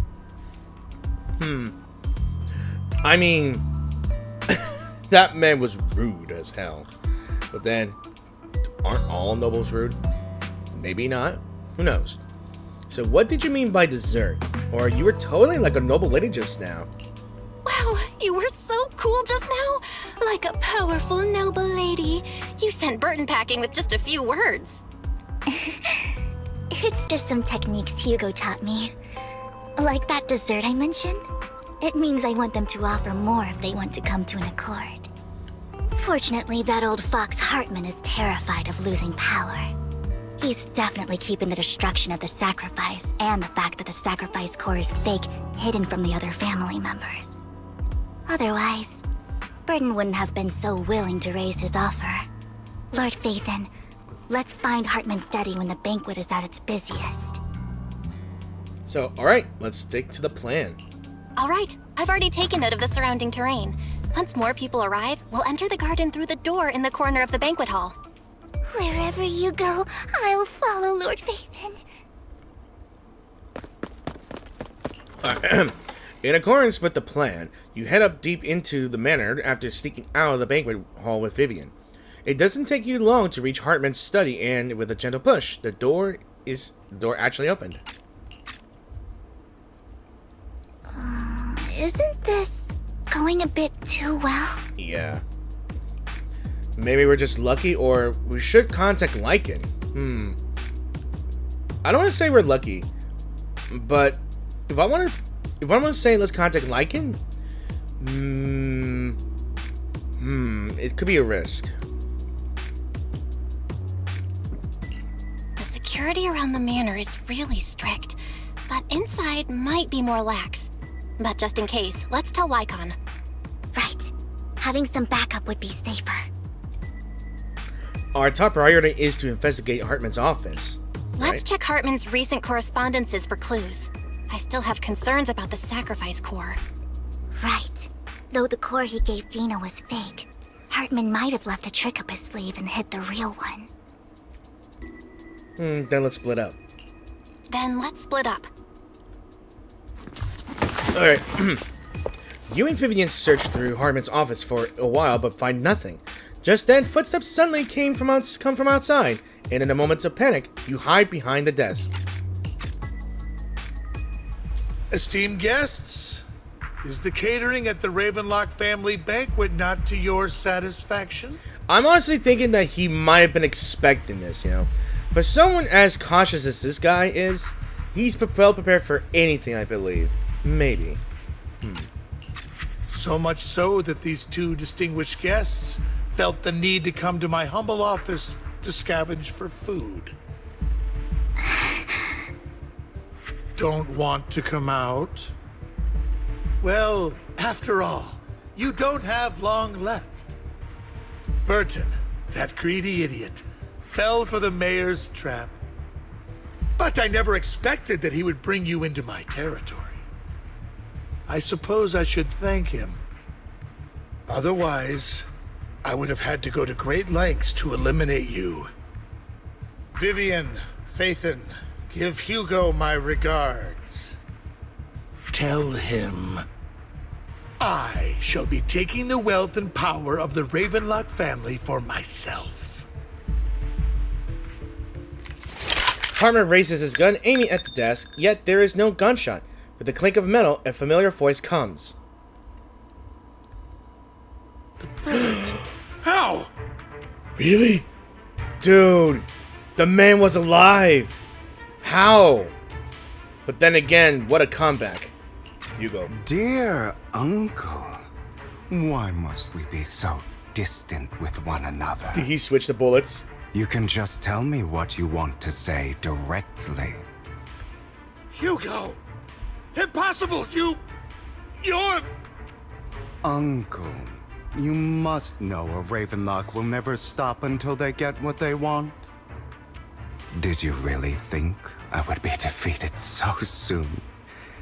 When I have yet to trample you into the dirt.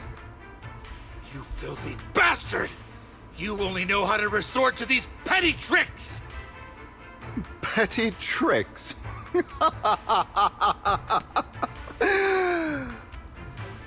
Perhaps you'd like to know what I managed to accomplish using this faked death of mine. My dear uncle. Shortly before... Faking my own death. Hope it's all worth the theatrics in the end. What a transition. Alright. It was just to keep Hartman off my back, but maybe I went a little overboard.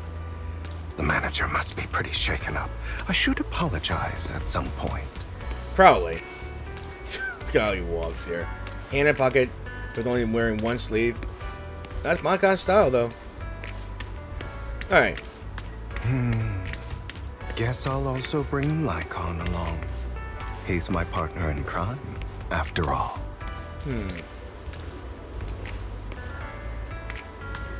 Alright. You're late. And he knew. So strict. Spare me a moment to catch my breath, will you?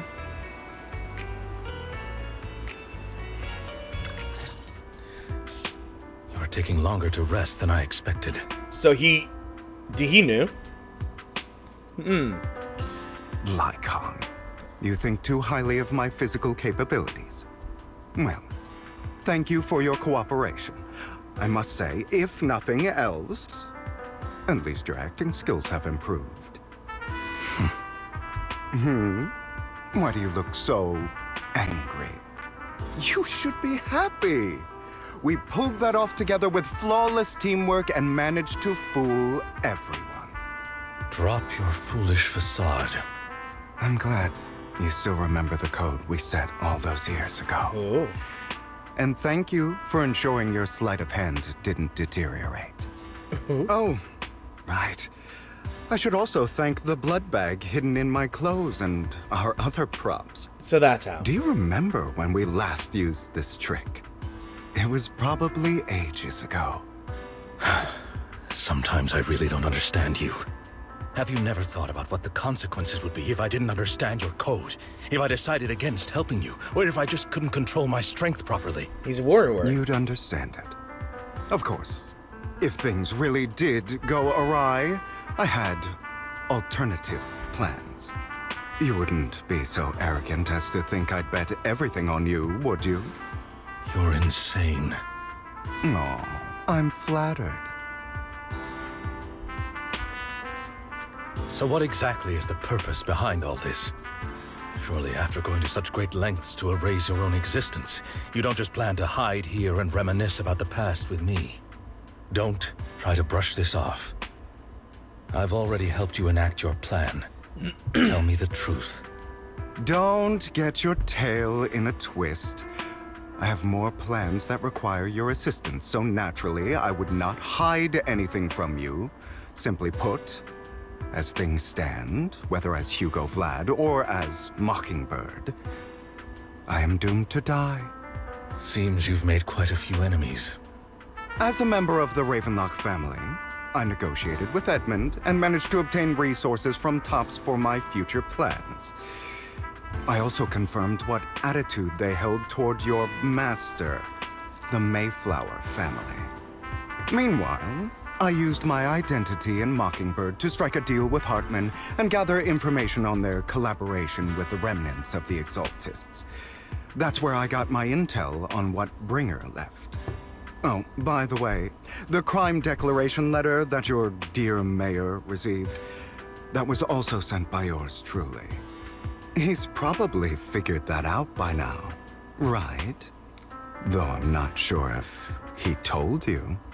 The mayor learned about the sacrifice attacks through his own means, but lacked an opportunity to take action. That warning letter was precisely what he needed. You aren't hopeless yet. How delightful. In short, I'm more well-informed than your lot because I get around, dealing with all these different important figures. But of course, it comes at a cost. It's only fair. After all, you can't hide the smoke from a wildfire. Rather than trying to carefully tame it and risk setting yourself alight, it's better to let it burn free. When I helped you put on your little act, killing you in front of everyone, you left the sacrifice core to Hartman. That was intentional too, then? Oh, yes. And it worked like a charm, didn't it? Now no one cares for me anymore, and all eyes are on Hartman. A perfect situation for keeping the Ravenlock family in check while dealing a cutting blow to the Exaltists behind them. Another crucial point is Vivian and Phaethon. I must sever any ties they have with me or Mockingbird. Although I feel bad for Phaethon about what happened, but it had to be done. That's the only way they would be safe, allowing the plan to continue. I noticed that you never turned your blade toward Master Proxy. So, those words you said back then were also... I will bloody my hands. I will carry the weight of my sins. I will become the Abyss. Obviously, it was all an act. My acting has always been impeccable, as you know. Hugo, you're taking such a tremendous risk. Why? Would you believe me if I said it's for justice? But unfortunately, it's not. I want revenge on the Ravenlock family. And I will make sure that despicable excuse for a human being, Hartman, suffers a slow, torturous end. Of course. I also promised Vivian that I would help her investigate the whole thing with the Exaltists. That's all. You don't look too good. Is it your wounds? No. This is the first problem I plan to resolve. Lycon, do you have a place that is sufficiently discreet, quiet, and can take a lot of damage? Lycan leads Hugo to a small warehouse in Port Elpis. Hugo looks quite pleased with the place. After scanning the area for a moment, he sits down on a chair, pulls out some rope, and ties himself up.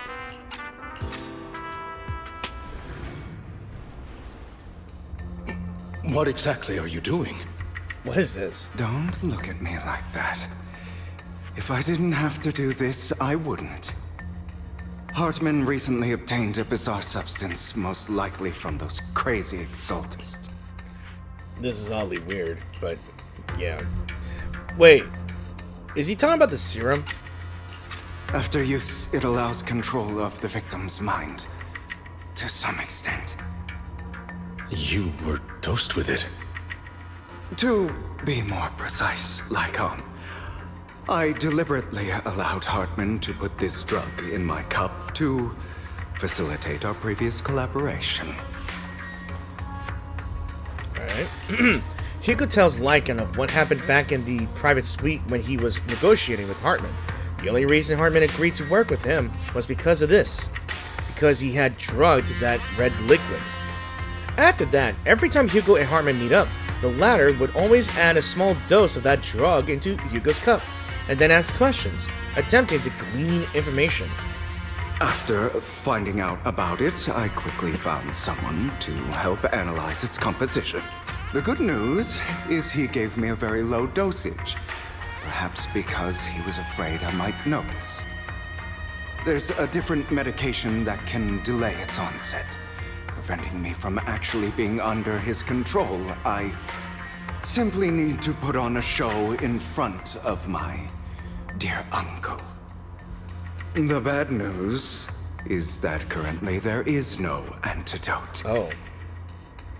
When I delay those effects, however, they will accumulate and erupt when my body reaches its limit.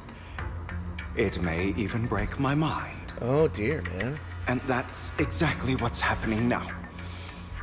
I need to endure those accumulated consequences. So, I will lock myself in this room for however long that takes. That is insane. He is really going all out with this revenge thing. Damn. I've tied my limbs to prevent me from smashing this place or accidentally hurting myself. Anyway, after you leave, do not open this door, no matter what you hear. I recommend seeking professional medical assistance.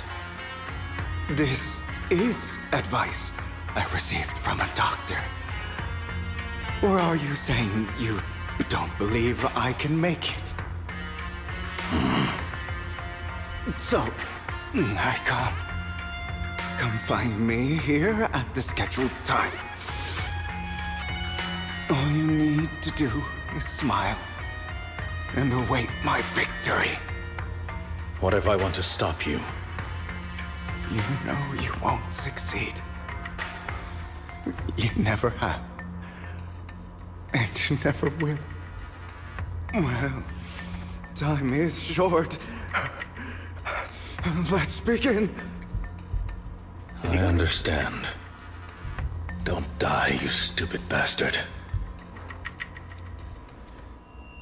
Alright, after who knows how long, after enduring seemingly endless pain, Hugo finally awakens.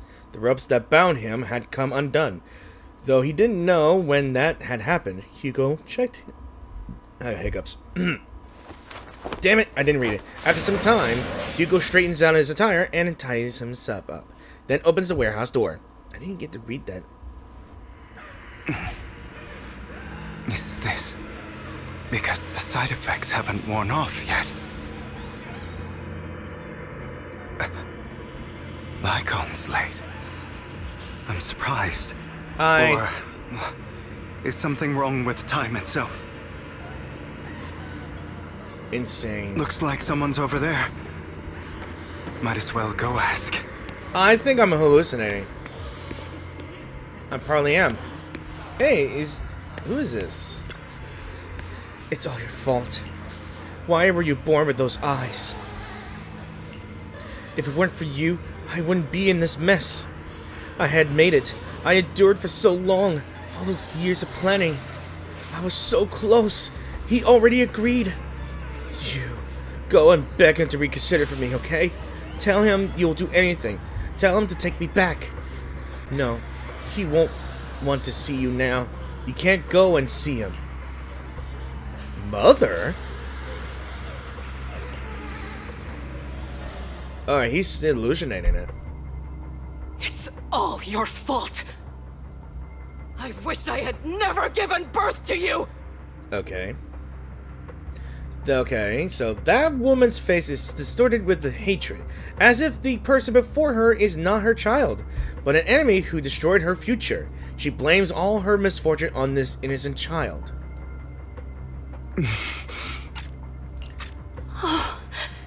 Everything will get better if you just die, right? Jesus. If you die, he'll come back.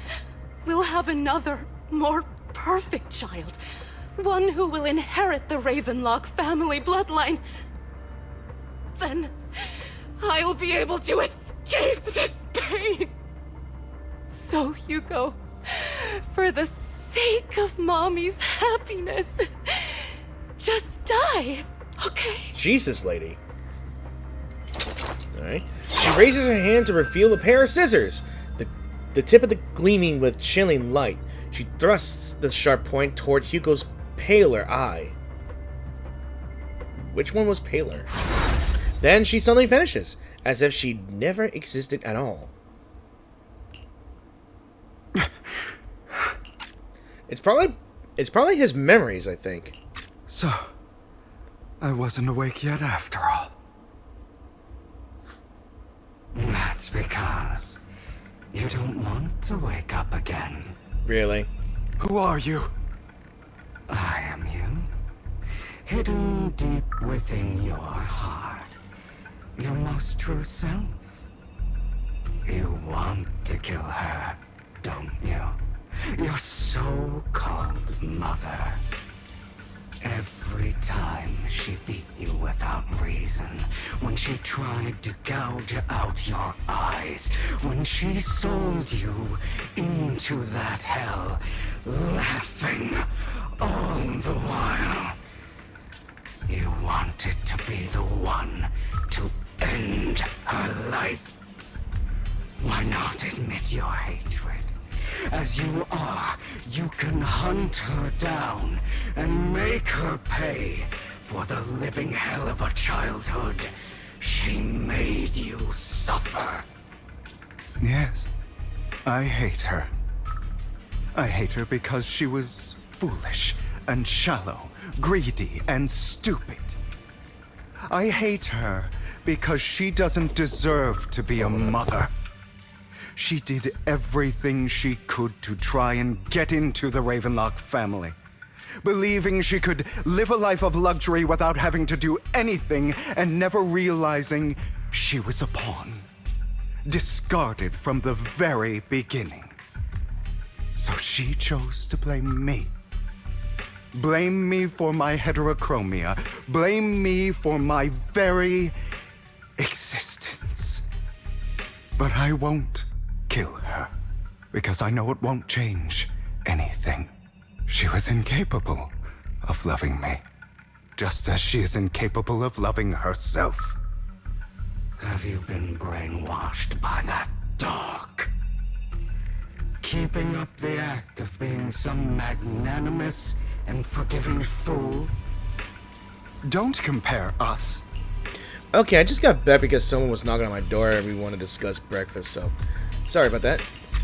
I've simply come to understand love or hate.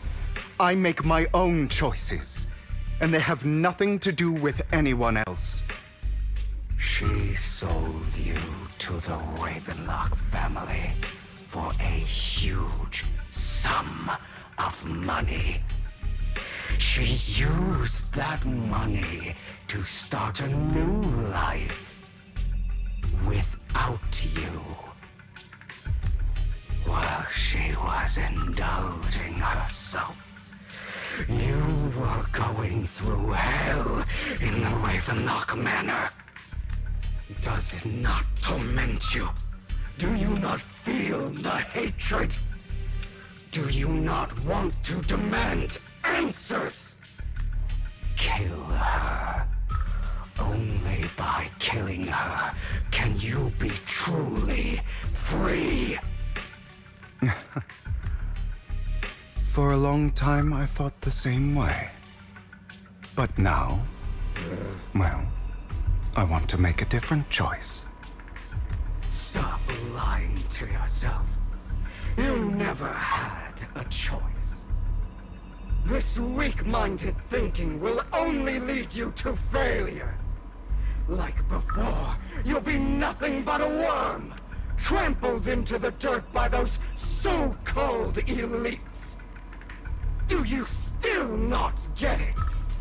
This is how the world is, and always has been.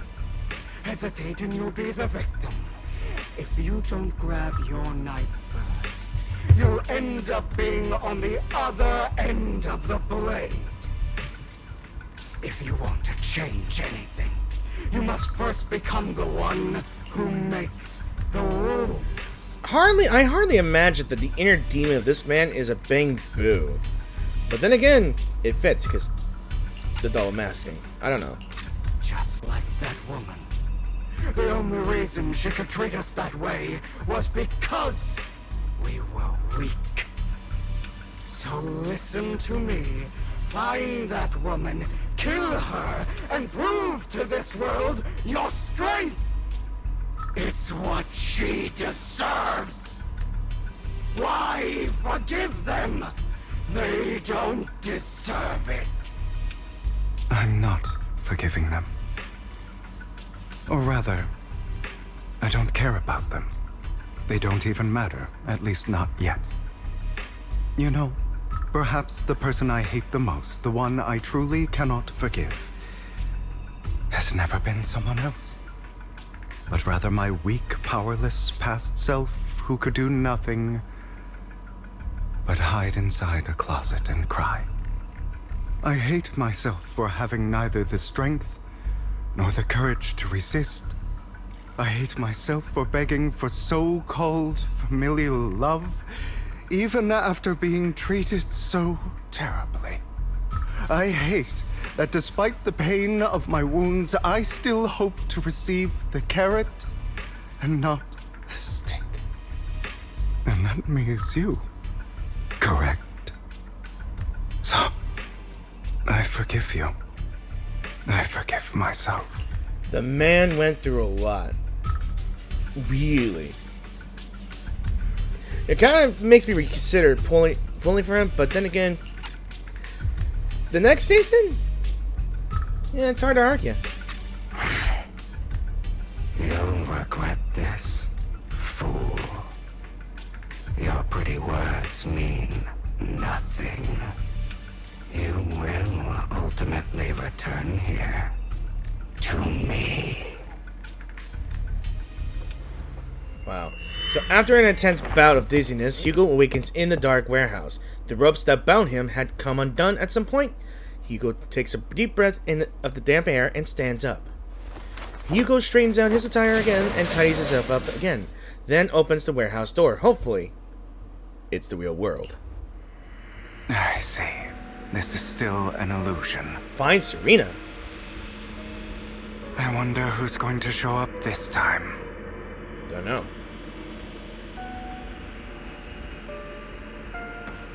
I have to find... Oh no. It's Hugo, her. let's play hide and seek. No. Not her. I'm already hiding. You'll find me, right? Like you always do. Is that really hers? I have... Serena. Yeah. Oh, no. Nothing's more creepier than this and dead little children. The music's pretty good, I can tell you that for sure.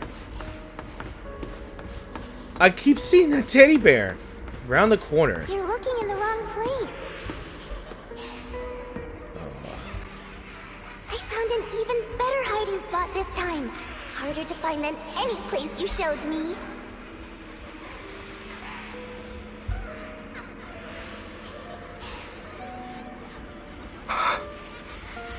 Hey, Hugo. Do you ever wonder why I had to die? Christ's sake. It was because of me. That's right. It was because of you. It's all your fault. What a low blow. If only you didn't exist, I wouldn't have had to suffer.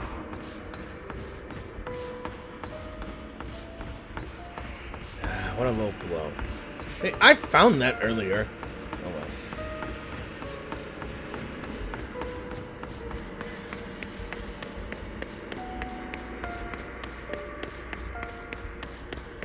Damn. Still looking in the wrong spot. But I found it first. I can't believe you still haven't found me after all this time.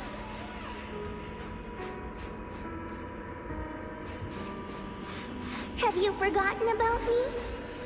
What's with the breathing? I haven't forgotten. It's okay. I'll forgive you. I'll still be nice to you, just like before.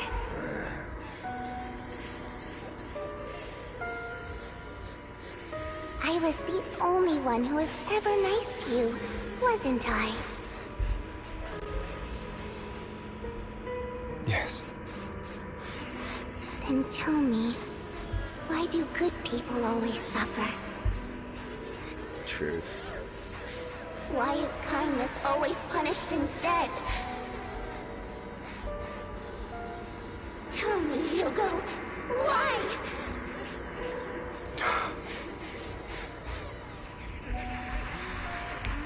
Hugo, are you lost? Pretty much.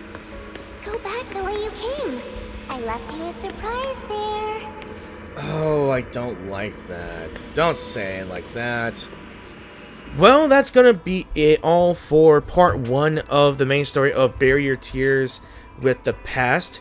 And I'm honestly enjoying it so far. And it is, what I could tell, an epilogue of the main story, season 1 of the main story. And I am hoping that the second season will be even better. I've already seen the trailer of it and who is going to be voicing the 2 or 3 other characters that are going to be as well. We're only getting a little information about it, and I'm pretty much gonna hope that Hugo is gonna get over this inner demon here. Like, it's throwing every worst possible thing at the guy to making him break, and I think he's gonna pull himself together and making sure his convictions are noble, I guess. I'm not too sure. So I'm not sure what's inside the warehouse, but yeah, as you can already tell, this is a little further into the recording of the story, so I had to make a few more recordings, but they're going to be part 2 of it. So it's like where I'm going to leave off here, because I couldn't pause it, and I don't want to start over. So thank you all for watching this video, and I really hope you enjoyed this video. If you did enjoy this video, please give this video a like or dislike. If you have anything to say about the story so far, let me know in the comment section down below. What do you think of it so far? And is it a real tearjerker? Because, yeah, the man has been through a lot. From his mother wanting to kill him because he had metachromia eyes, I guess, 2 different eye colors. And he was a half-blood. And worst childhood in whole life, I guess. And, yeah, it just gives him reason to hate the Ravenlock family with a damn passion. And, yeah, it's going to be a redemption arc for the guy. So I cannot wait for the few more recordings that I'm going to put up here, and I'm already excited about it. And I cannot wait for season 2 to come out as well. So again, I hope you guys enjoyed it as well. And speaking of that, if you guys are new to the channel, please be sure to click the subscribe button if you wish to support my channel. If you enjoyed the games I play, the narrations I do most of the times where there's no dialogue. The chill, casual vibes I could bring out here, maybe, or just anything I do, whether it be games like Zenless Zone to any horror games I could do. And yeah, I keep saying I barely have any horror games I got, and everything other game is keeping me busy. It's keeping me busy from doing everything else. So yeah, guys, and I hope you guys enjoy your Memorial Day on Memorial Day, because I'm hoping that you guys have a wonderful holiday as well. So as always, thanks for watching, and I will see you guys in a new video. So peace out and have an awesome week, and hope you enjoy the coming of summer. Bye.